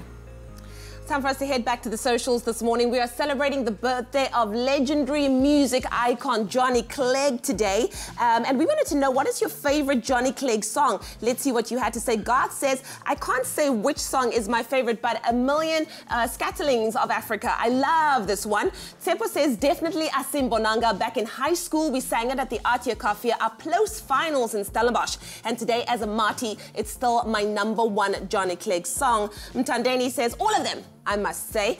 Eliza says, happy birthday, Grandpa Johnny. Also, Eva says, Scatterlings of Africa. Portia agrees. Donne agrees. Angel says, main man, hey, Johnny. And then Yandoriza says, Asim Bonanga. Happy birthday, Johnny. Absolutely. One cannot really decide which one is the best, but those were pretty amazing too. So I think we now know, we've established on the show, the only thing better than a Big Mac is the new Grand Big Mac. And as part of the Big Mac Your Way campaign, McDonald's are rewarding customers with the most awesome limited edition, really retro gifts that you can, when you order the new Grand Big Mac Extra Large meal on the Mac Delivery or Uber Eats app. And they're really cool, man. They're really cool. And the limited edition gifts are either a pair of really cool McDonald's socks, the McDonald's keyring, or even the McDonald's pins like Graeme is wearing right now. And this offer is only available for today between 10:30 and 12:30. So don't miss out on this limited edition burger and free gift opportunity. So make sure you place your order on the Mac Delivery app or the Uber Eats app. Well, we hope we'll still have your company after a very short break. It's baby talk. After the break, we ask the age-old question, why do babies cry? Like, why? We need to understand why they do it. And then we'll also get into the kitchen to make a creme brulee-inspired cheesecake as we look toward the Lancewood cake-off. So stay tuned to that and more on your Feel Good Breakfast Show. We'll be right back.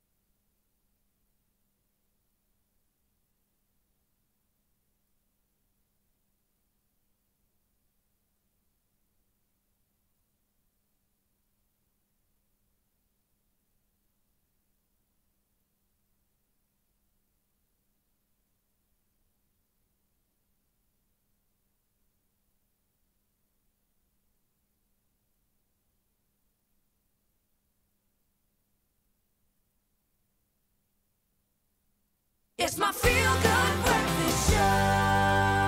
Welcome back. This is your Feel Good Breakfast show on a Thursday morning, and it's time for baby talk. Now, as most parents will tell you, one of the most difficult parts of rearing a child is the fact that they cry all the time. They cry when they're on their way out. They cry on their way in. They cry in the shop, in the cinema, in the plane, or the car. They cry. Do we understand why they cry? Not necessarily always, and that's why we have the expertise of Meg Faure here. She's an occupational therapist and parenting author as well, to help us just maybe ease our tears, because we have internal tears that cry inside. Oh, when they dude, cry. you've got such a journey ahead of you, especially in the early days, because there is a lot of crying. I've now realised it comforts me.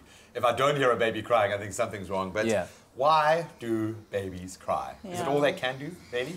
Yeah, I mean, it definitely is it's a form of communication. So they're telling us what's going on for them. And for us as parents, it gets us to respond very quickly, because there is nothing like that sound of your new baby crying. So It rattles your inner ear. yeah.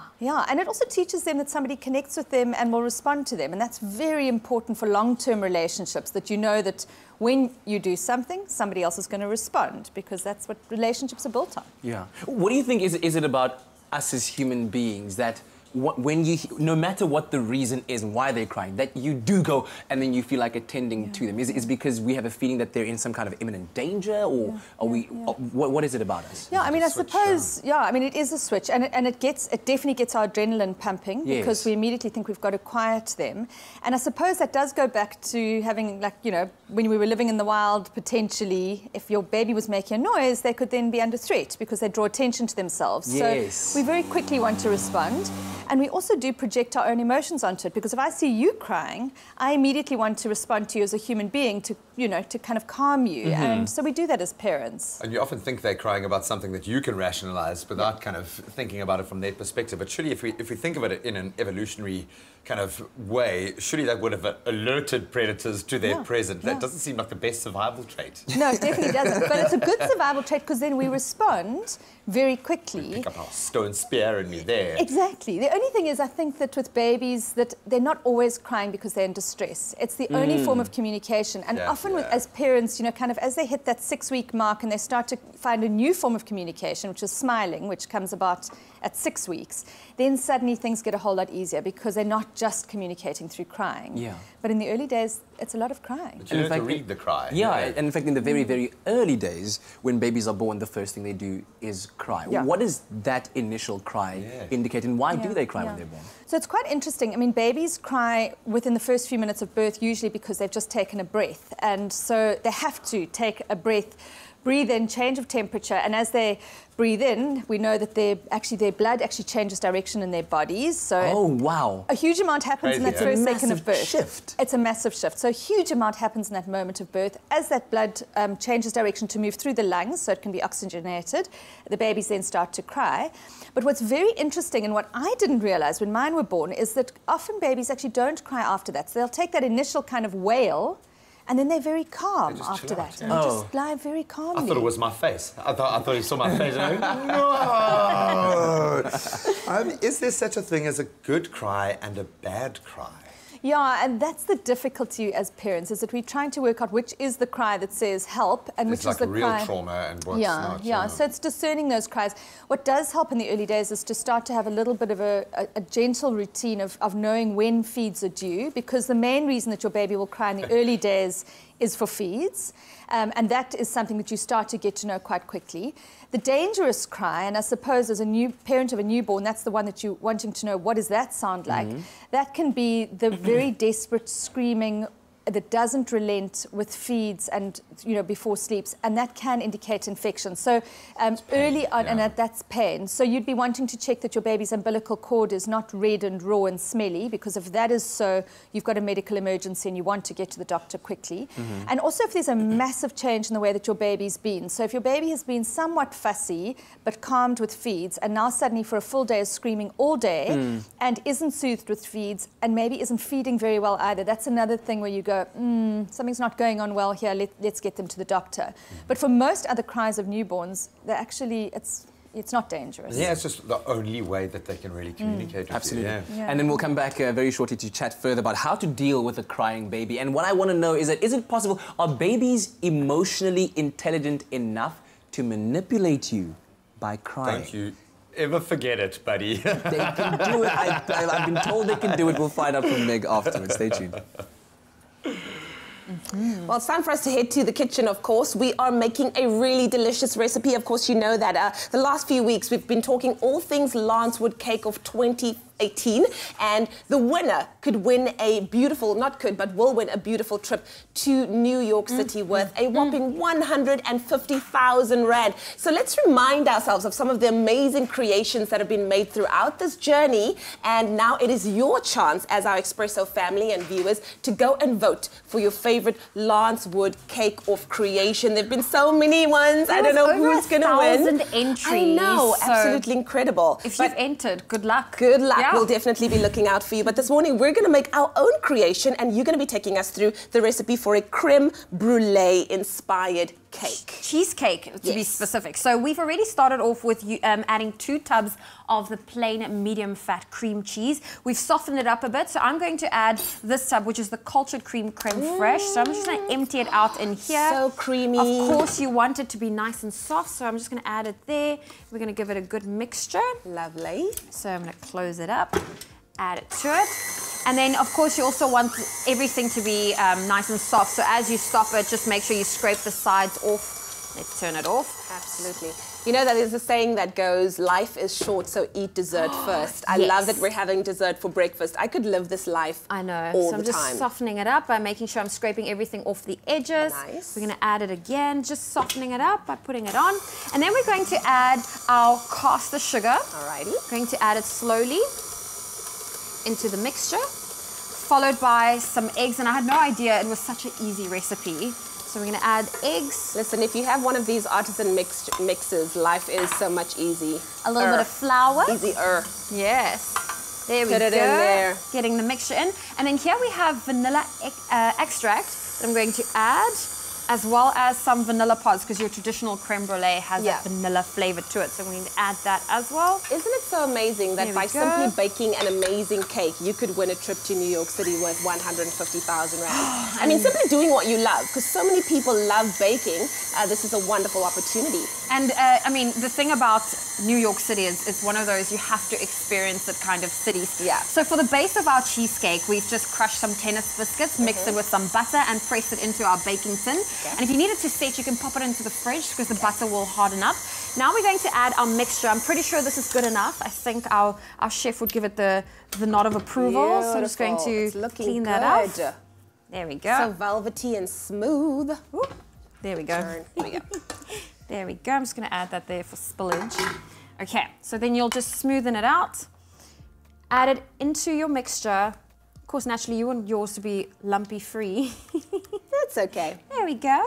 And Beautiful. then you will put this in the oven at 100 degrees for 1 hour. Beautiful. And then when it comes out, it's going to look like this gorgeous creation right here. Absolutely amazing. If you would like to know how to make this creme brulee inspired cheesecake, all you have to do is SMS the keyword cake to 33728. But now the reason why we say creme brulee is we know that creme brulee has that beautiful shell, that hard exterior. Yes. We get that by, of course, putting our little bit of caster sugar over the top.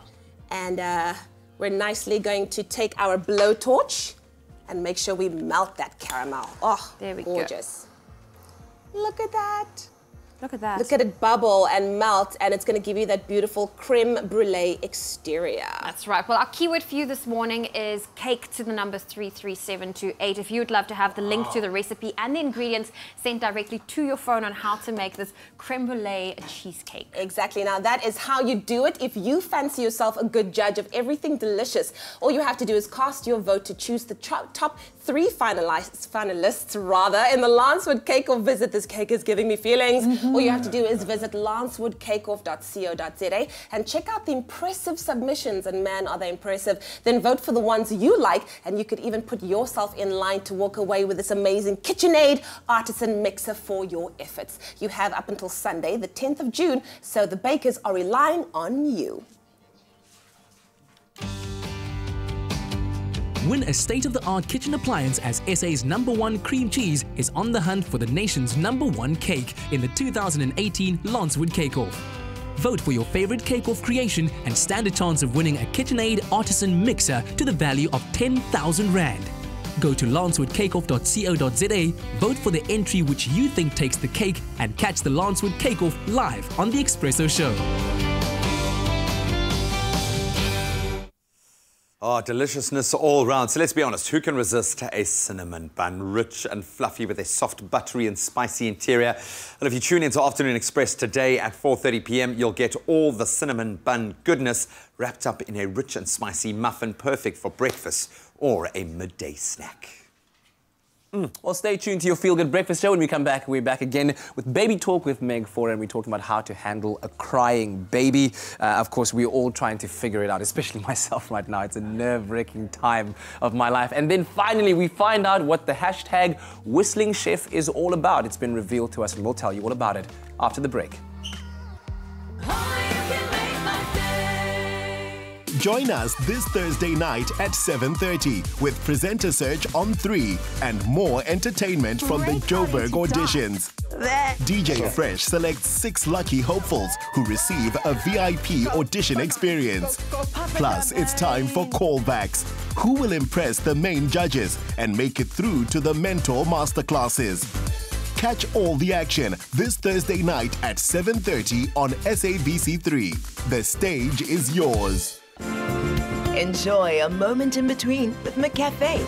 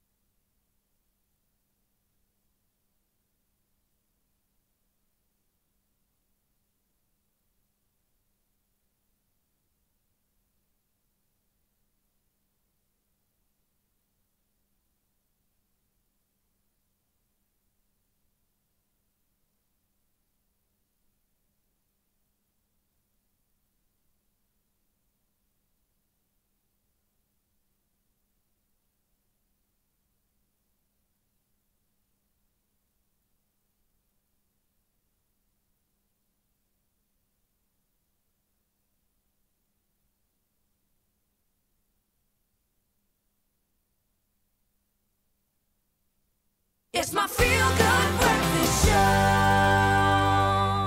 Welcome back, you beautiful bouncing babies. It's Baby Matters with Meg Faure, and we are talking about, yeah, man, we love you, and we love new parents, parents-to-be, parents right now who are dealing with, maybe right now, you are sitting with a beautiful baby crying his little or her little heart out. We are talking about why babies cry this morning. And Meg, I'm loving this. I think you're loving this more than me. I've moved through the crying phase, thankfully, yeah. But you got a lot to come, bro. I actually watched a series called The Letdown, which is quite funny, and profiles this Australian woman who has her first baby, and she and her husband are trying to sleep train the baby, right? And there's a school of thought that says, if a baby's crying, just leave them alone. Let them cry themselves out. They'll get tired of it. They'll figure out that you're not always going to rush to them when that happens. How effective is that as a method of teaching a baby to not cry? Surely it's situational, yeah. Well, look, I mean, efficacy and whether you should be doing it are two different things. Babies will stop crying if you leave them to cry because they'll get so desperate that you're not responding to them that they will stop crying. But it's a really, really not a good strategy to use with babies because they need to know that you are going to respond. That's part of relationships. So I'm definitely not a fan of cry it out for sleep training. That's what you would have been watching. I think you need to respond to babies. But having said that, you know, you need to know when to respond and when that and what their needs are. What kind of cry it is, but dude, nothing will break your heart more than seeing your little man with that face, that lip quivering. I've heard that. And like, in my mind, I'm going to be like, shut up. But I know that it's not going to be like that. But dude, your reaction there is so pertinent because something that gives me chills when we talk about is that baby shaking syndrome. Yeah. That, I was very judgmental of anyone who was ever, and it's horrific what can happen to a baby in that space. But when you're in the thick of it, you haven't slept for days, for weeks, the baby is crying so much so that it feels like they're hurting themselves, and you just want the crying to stop. And you don't know a solution. What is actually going on there? Talk us through that sleep cycle and how that applies. And also, what is baby shaking syndrome? Because I, for instance, have never heard of baby shaking syndrome. So shaken baby syndrome happens when parents are feeling absolutely desperate and they hold their babies and they just think, if I give them a little shake, they'll stop crying. And they give them a little shake. And what actually happens is, in that moment, the brain, which is floating inside of the skull, moves slightly inside the skull, and there are little blood vessels along the edge of that, on the meninges, that can actually rupture. Taking a knockout punch, and it's just like a concussion, like a knockout punch, and it can actually kill babies. So there have been cases where babies have died. And what's interesting about it is that shaken baby syndrome is in parallel to how much a baby cries. So the more a baby cries, the more likely they are to be shaken. So we take it very seriously, which is one of the reasons that we want to kind of talk about crying for young babies. And manage your own stress level. We're going to go through the crying cycle as you were describing earlier on. We do have a caller on the line right now. Merlin, a very good morning to you. Thanks for the call. Go right ahead. Good morning, guys. How are you doing? Very good, well. and you, man. Good, great, guys. I think my method was actually turn the music up. I was actually a young dad. I was 24. Sure. And when my daughter was crying, I would turn the music just a bit up, not to drown her out, but kind of like a distraction. Yes. And that actually eased it. And then there's just a little dance and a waddle. I think she's 7 now, 7 years old now, and still if she gets into a bit of a tantrum mode, I tend to just do a little music just to distract her, but so that always helps. But I think the main thing is just staying calm and listening. What kind of music, dude? Funny enough, it was actually at that time in 2011. It was Bruno Mars was quite, it was quite a thing back then. Yeah, man. Just the way you are. Just the way you are, because you're amazing just the way you are. Merlin, thanks so much. Oh, that's great. Is that what you would advise? That works a good for us, strategy? man. No. So neurologically, there actually is a trigger, like an off switch that comes with a certain level of sound. Yes. It can be white noise. So even you'll see it on YouTube, kind of vacuuming in the room with a baby or playing white noise and the baby goes to sleep. Same with music. At a certain volume, babies actually just do switch down and calm. Because they're used to that white noise from being in the womb, the blood pumping, that sort of thing. So we were talking about the correlation between the baby shaking or shaking baby syndrome and that sleep cycle. So taking away from the extreme end of that scale, everyone is going to have to go through that sleep cycle. How does that actually work? What's that curve? What's the curve? Yeah, so there's actually what we call the crying curve, and that is for most parents, and you'll experience it, Kat, in the first 10 days to 14 days, your baby will be very calm and actually won't cry a lot. And for many parents, they go, we've got this waxed. They're kind of such good babies. And then at 10 to 14 days, babies start to cry. 6 weeks old, the crying peaks, and by 12 weeks old, the crying dissipates. So it's that perfect curve, and it's universal. There's studies have been done with babies in New York City, the Kalahari, all babies do the same crying curve. Yeah. Have they established why it is that after those 10 days now it starts rising up until the 6 weeks? Or was it just 12 weeks like you were saying? Yeah. So there's a lot of theories. One of them is that the womb space is so tight and contained that babies have a lot of what we call proprioception, or kind of deep pressure, and that allows them to be a little bit calmer after birth. Okay. That's why you swaddle. That's why it's so swaddle. effective. And you tie your baby up in those first few weeks and it feels terrible. But they love it. They love it. Well, that's exactly it. Swaddling is one of the ways that we can actually manage crying. It's a wonderful way to do it. When does our stress transfer to the baby? When can they feed off our energy in that way? Yeah, look, I mean, I definitely do think that the more anxious we are, maybe the less we are able, you kind of emit this feeling towards our babies that we're not managing things very well. We might fuss with them slightly more, and babies just need to be really swaddled and kept calm. It's a very unhelpful thing to say to a parent, though, to say, your baby's picking up on your stress levels, because then they go, well, I am stressed, how can I be less stressed? And it's not helping the situation. So it isn't helpful to say it, but I do think things like, Biral, which is a wonderful medication that has nothing, it's completely natural, parents can take that or a little bit of rescue remedy just to feel a little bit calmer. Because when you feel calmer, your baby will be calmer too. And if you can, tag team, yo. Definitely. And you spoke about taking your baby out of the womb and bringing them out into the world. That in itself is a stressful situation, not just for the baby, but for you, because there are lots of eyes watching you. A lot of judgment can be passed. I mean, you think you haven't slept. Exactly. In a long and you think time. of taking your baby onto a plane where if they are unsettled and you're unable to calm them down and they cry, everyone's like, what's wrong with this parent? He's and then, you know, so what advice do you have for parents, let's say, that do travel and where that kind of experience could be had, and also even for the restaurants, and for those people that are judging, for them to understand that it's not necessarily the parents' fault. It's just what they do. I dare you if you see me to judge me and my baby. So when you're traveling, a really good tip that I have is to get a really nice carrier, and it must be a tight carrier that contains them like in the womb, because then when you are getting onto the plane, when you're traveling through whatever area you're traveling through, you actually have got your baby on you and it calms them. So have some sort of strategy that you can use really effectively. And on the second note, don't judge other parents. You know, you don't know what it's like until you're in that moment of having a fussy baby, and it doesn't necessarily reflect parenting abilities. It can sometimes just be who the baby is, or just part of their daily life cycle. That's the time of the day that they're awake or they are crying, or you know. But oh, we love it, man. Hopefully, parents, you are feeling a bit more ready to deal with your crying baby, and if you do have a crying baby, just relax, guys. It'll all be okay.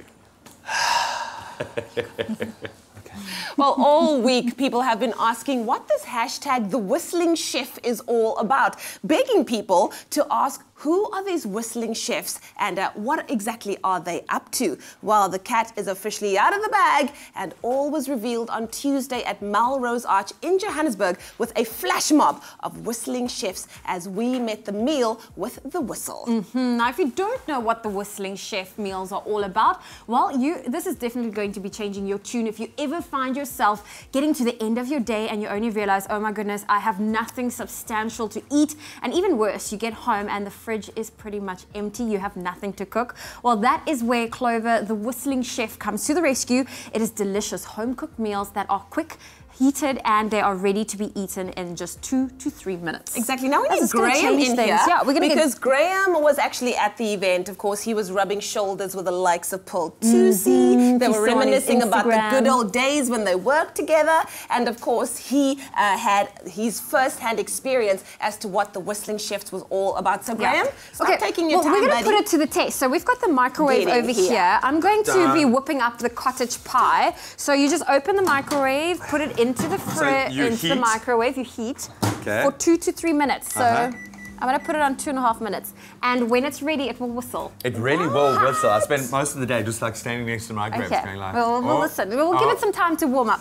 Yeah. So Graeme, do you want to tell us exactly what the whistling chefs is all about? Well, none of us knew. On the day, everyone was just walking around, whistling the tune. You know, some of us not whistling really well at all. But I think the big thing was there was this massive, they trended for over 3 days. Wow.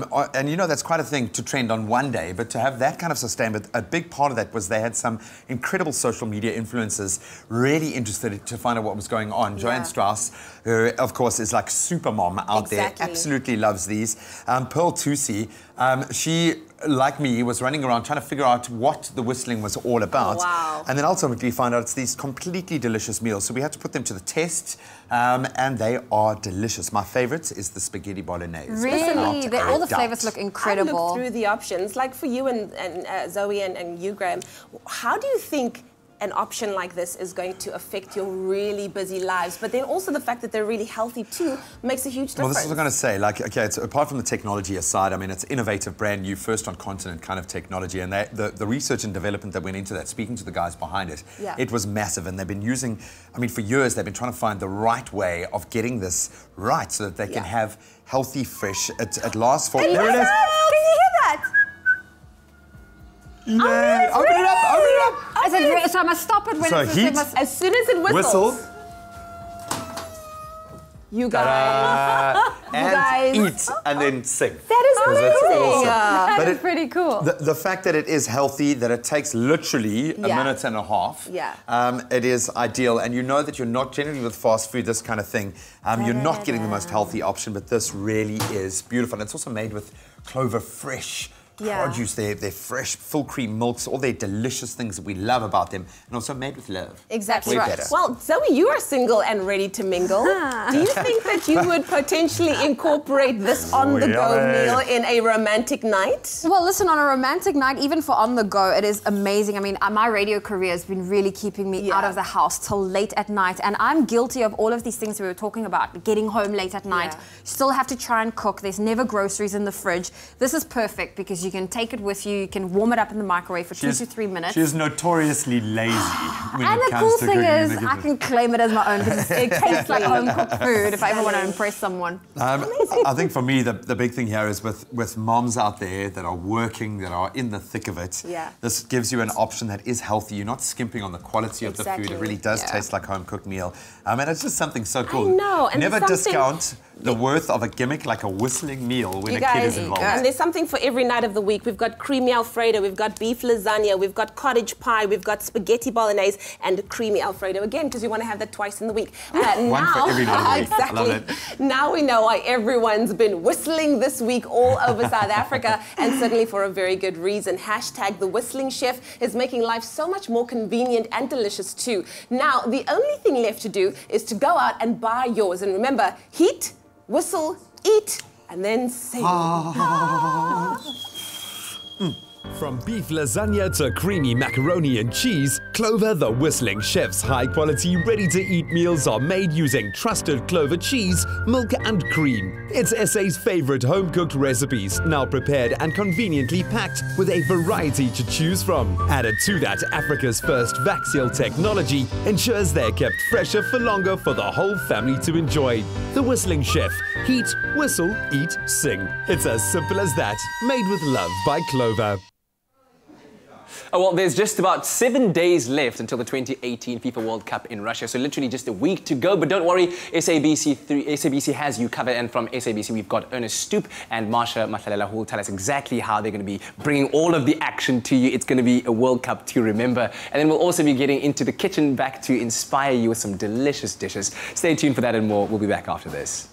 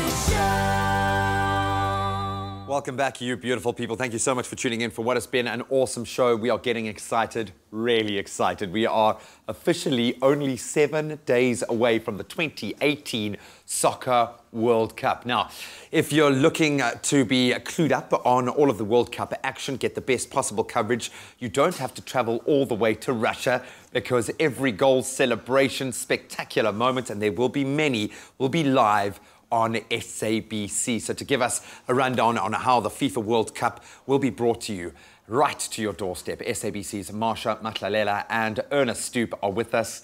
Guys, welcome to it. Marsha, welcome to the new job. What a time to become the acting exec in charge of SABC Sport. A dream job, I'm sure. Ernest, you live the life. Whenever we connect, it's around a World Cup. It's around one of these spectacular events. Indeed. But Marsha, maybe I can start with you. I mean, what a brilliant property to own. This is the FIFA World Cup. What have you guys got in store? I mean, this is the best football event. Everybody, I suppose we do everything around football, but this is it. This is it. And I'm just so excited the fact that, you know, SABC has got this opportunity, and the fact that we've actually, part of, I suppose, of a portfolio of content that we own includes the FIFA World Cup is just a big deal for us. And FIFA has just been kind enough to partner with us through and through from, God, as far back as, you know, more than a decade ago. And so this is very important to us. What I suppose I'm here to talk about is our broadcast plans. So we've got 44 out of the 64 matches that we're broadcasting. I mean, I know in the past we've had all the matches, but I mean, we all know that not all matches are equal. But for sure. You know what I mean? But what we've done this time, we've been given the right to make the selection of the best 44 matches of the World Cup. So I suppose the matches that are not so great. Nothing superfluous. You know what I mean? Exactly, Exactly. So people can tune in and they're guaranteed the best of the World Cup to actually be showcased on SABC. I think why FIFA love this connection is because this is the platform that really does take it to the people, to the biggest market out there. And Ernest, I know that you've got some amazing platforms to be able to do this, and it's playing out not just on TV channels, there's a digital kind of platform as well. How do advertisers, how do the brands out there, how do people who want to be able to capitalize on this once in a every 4-year opportunity, how do people get involved? What are some of those platforms available? Absolutely. Well, first of all, let me say hello, Expresso, my favorite breakfast show. I'm so glad to be home. Me like what every an morning. Awesome show. I wake up every morning. I can't get to see the end of the show, but this is the show to be on. So in terms of what we've offered, obviously with SABC1 being our main channel and our radio platforms, digital, we've got some more breaking news, which unfortunately we can't break this morning, but there is another channel coming on board. So it's big for us. And like Marsha said, it's 44 games, the best. So we've got some really exclusive deals running on our channel, on SABC1 and radio.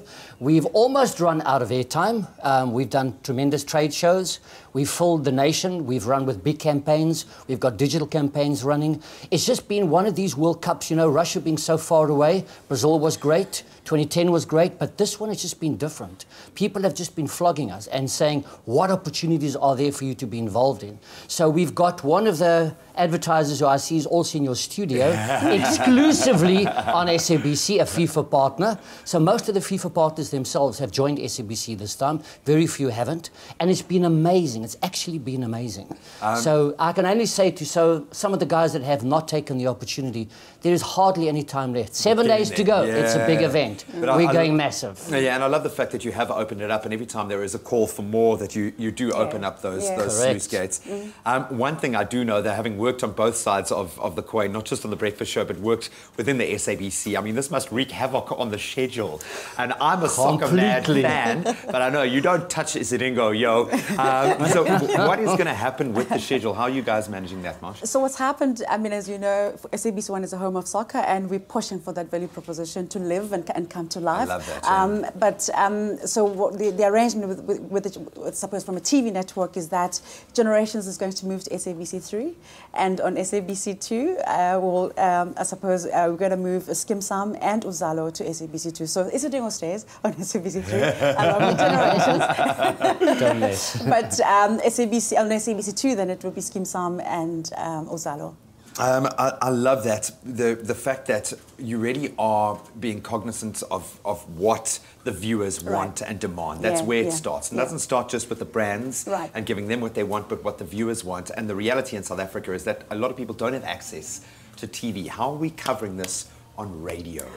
I mean, radio is always our biggest footprint, and radio for sport is just, you know, pull sport on many occasions. So there's no way that we can carry on with this World Cup without radio. So Radio 2000 and Kosi are going to be our flagship radio stations going to carry the World Cup. So all the matches that that we hold the rights for will be on those two stations. Brilliant. The other I suppose supporting stations will carry some of the matches according to, you know, to their schedules, but over and above that, also going to be live reports that are carried throughout. So all 19 radio stations from SABC are going to be carrying the World Cup. But what's also very exciting for me, and this is historic, is that XKFM is going to be broadcasting the World Cup in the Klu and the Khoi languages. I'm just fascinated about awesome. What that is going to sound like, because you know, because I mean, you know, we know of it, but we don't hear it. Yeah. And I think for all South Africans, I think this is just a big deal. And it also provides a platform moving forward beyond the World Cup. Exactly. What big things are on the horizon now moving beyond this from an SABC sport perspective? I mean, for us, it's really just about consolidation and also, of course, Ernest, you know, touched on the digital platform. That's going to be a big deal for us. To take, you know, I mean, we've been speaking about digital for the longest time, but I think the realization for us is that digital is no longer just a nice to have. It's becoming core to public service delivery. You know, so that's what we're pursuing. So you will be able to find SABC sport content beyond just TV, radio platforms in the future. We're going to be streaming the World Cup through SABC News website. So that's really cool. You know, so we're breaking boundaries here. But also, I don't know if you know, SABC is already broadcasting on DTT in the Northern Cape of South Africa. So already DTT is already active. So we've got more than, you know, 2 or 3 traditional platforms on this. So I'm really excited. Which means I never have to stop thinking about football, watching football, engaging in football. Guys, you've done a fantastic job. To any brands out there that are wanting to capitalize, you have literally got less than a week to do this. So we're going to put contact details. I'm not going to put Ernest's number out on air. Not again. But Marsha, it's so wonderful to finally meet you and host you in studio. And guys, good luck. Break a leg. You've done a sterling job with World Cup 2018. Now let the games begin. Indeed. Thank you. And the games really are beginning in the kitchen. I've been looking forward to making this recipe, a Be Well savoury scone served with smoked salmon and avocado mousse. Put that deliciousness on your timeline. We're using our non-stick canola oil-based cooking and baking spray, and it's high in omega-3, ladies, so it's really good for you. Endorsed by the Heart and Stroke Foundation of South Africa, which is even better. All right, so Jade, you're going to be helping us out a little bit. Can I ask you, let's start with the wet ingredients first. We've got egg, we've got water, milk. Mix those together, whip them up. There you go. There we go. This I can't burn. So with your expensive rings that you are putting here on the... Okay, so start No, I said the wet ingredients. You said she's not paying attention already. Yes, so you're going to add so that. Some milk, there we go. Some water. And you're going to whip that up. You're going to whisk that for us. So while Jade does that, shall I go with the dry ingredients, Zoe? Yes, go for it. So we've got some flour and baking powder in here. We're going to add to it the cheese, yes? Because we're making savoury muffins. Savoury muffins or savoury scones. Do you guys say scones or scones? I say scones. Scones. Okay, cool. And you? I tend to say scones. Scones. Yeah, it's weird. But it's one of those things then we've got some paprika. We've got some thyme and salt, which you'll add in there. And by the way, if you're looking for the measurements and how much of each needs to be in there, SMS the keyword BeWell to 33728, and we'll send you a list of the ingredients as well as a link to the recipe. Okay, Zoe, we're going to work with this very shortly. Yes. Do you want to get with your... So I'll be making the avocado mousse. It's a smoked salmon and avo mousse. And what's really cool is I've used 2 avos. We've already de-skinned them and removed the pulp and put them into the blender. Then we're going to add the smoked salmon. I'm just going to use the back of the teaspoon to lift it in there. There we go. There we go. So it's smoked salmon, right? It's smoked salmon. So it's got a bit of extra flavour to it. It gives that really yummy flavour. And then we're going to add some sour cream to the mix. And what's great about making this mousse in the bullet, in the NutriBullet, is that it makes it easier. You add everything together and boom, it is sorted. Some spring onion, we're going to add that as well. There we go. And we're going to squeeze a whole lime in it. So I've got cut up to make it nice and easy. There we go. Flavor enhancer, of course, Flavor enhancer. And then, of course, our hero ingredient is our Be Well ingredient. So we're going to add a little bit of the Be Well canola mayo. It's really thick and creamy. So I'm going to add about 2 teaspoons of that. Excellent. There we go. And then we're going to finish it off by adding some of the Be Well canola oils. And this is the flavor-infused one. We're going to go for the garlic flavor. Okay. There we go. This is the garlic flavor. I'm just going to add a little drizzle to it. And then we're going to mix that into the NutriBullet, which takes some time. And I tell you, while you do that, Jade has volunteered to rub the butter into our dry ingredient mixer. So you go right ahead, use your hands, get involved, rub it in there. You didn't want to get your hands dirty, that's why you make it easier. Go ahead. I don't even know how to do this. Okay. So you're just gonna take the flour and rub it together with the butter. All right. There we go. There we go. You want that to mix nicely. Don't worry, there's enough dry ingredients in there that it won't stick to your hand. So just work it. There we go. There we get involved in the process. All that deliciousness you want to get. SMS the keyword Be Well to 33728 if you've just joined us. We're making lovely savoury scones with it.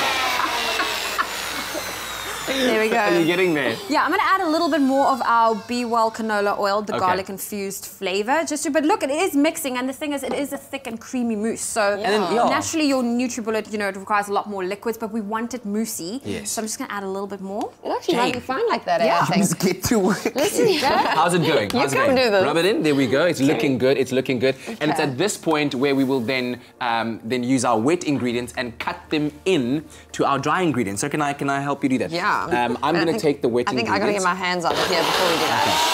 So let me just quickly.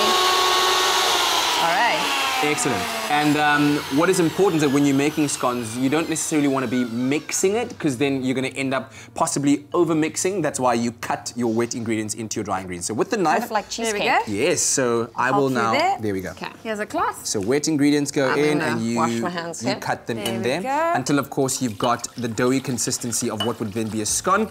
You're going to then take your baking pan, pat the mixture down, and then obviously using a scone cutter or a cookie cutter, you're going to cut out your scones, lay them in here after you've just, of course, used the canola baking and cooking spray. You're going to just at 180 degrees until they're golden brown. You're going to cut them middle deer and then, of course, lay on your beautiful avocado and smoked salmon. I'm excited for the mousse part. Shall I open it?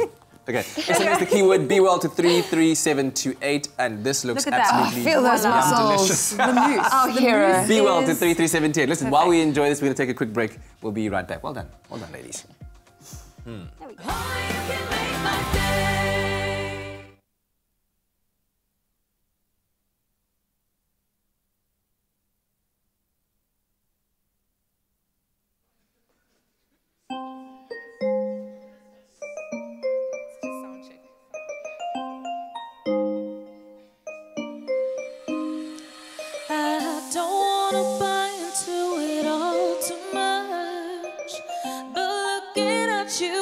Such a rush. My mama thinks that you don't love for long, but I just can't help but hope that she's wrong, so wrong. Oh mama,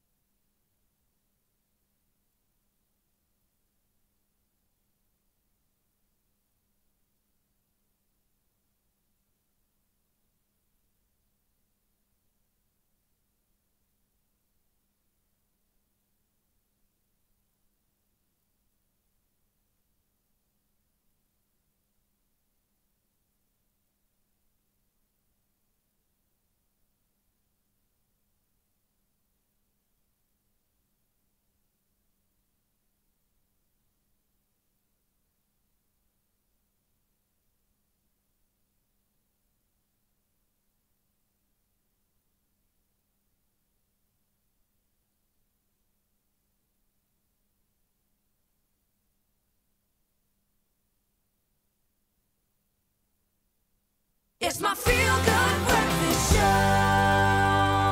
All right, we're about to wrap up this feel-good edition of your Thursday morning. Zikhona is about to perform for us, but before she does so, I quickly wanted to tell you first where you can follow her, because you need to keep up with this lady's journey. It's going to be an absolutely amazing one. I'm sure 2018 has so many highlights still to come. So where can people follow you? On Facebook at Zikhona Gramana, Instagram and Twitter Zikhona_G. Yeah, absolutely. Thank you so much for sharing your beautiful voice, your spirit and your music with us. I'm sure everyone has enjoyed it. What's the last song you're performing for us? I'll be performing Umama, which was my debut single. Cannot wait to hear it. Take it away. The stage is yours. Cool.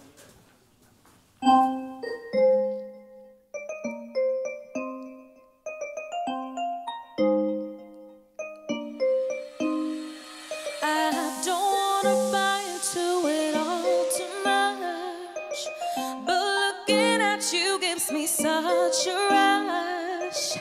My mama thinks that you don't love for long, but I just can't help but hope that she's wrong, so wrong. Oh mama, wawa endiala, watim danamo sanso kala, watil umfana kalunganga, gotonandi nandala.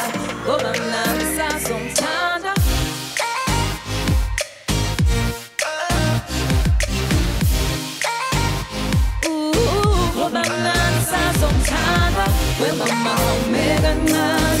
With my mama, mega none.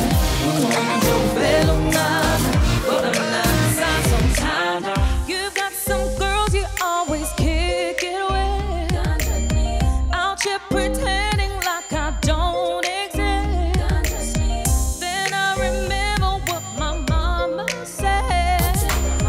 Her words keep ringing deep inside my head. Oh mama, wawa endiala, watim danamo sanso kala, watil umfana kalunganga, gotonandi nandaba, gotonandi sanso tanda.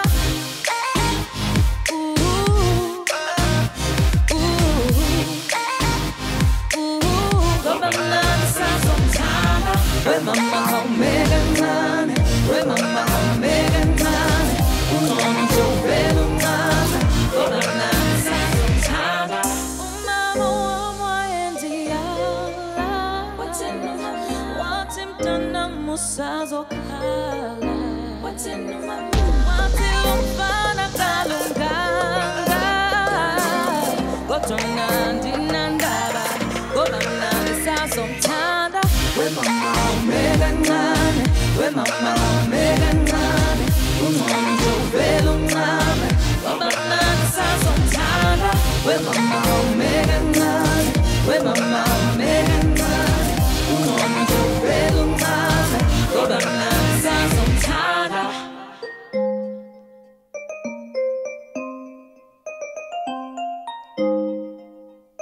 Go banana sanso tanda. Zikhona, baby. Zikhona Apa on your Feel Good Breakfast show. Thank you so much. Beautiful music. Hope you enjoyed it at home. We also want to say happy birthday to Ewan's wife, Adrian Stradle. We love you. And don't forget to catch Presenter Search tonight, 7:30 p.m. on SABC 3. We'll see you tomorrow. We love you. Thanks, JD. Bye. Expresso Morning Show, made with love by Clover. Another feel-good production.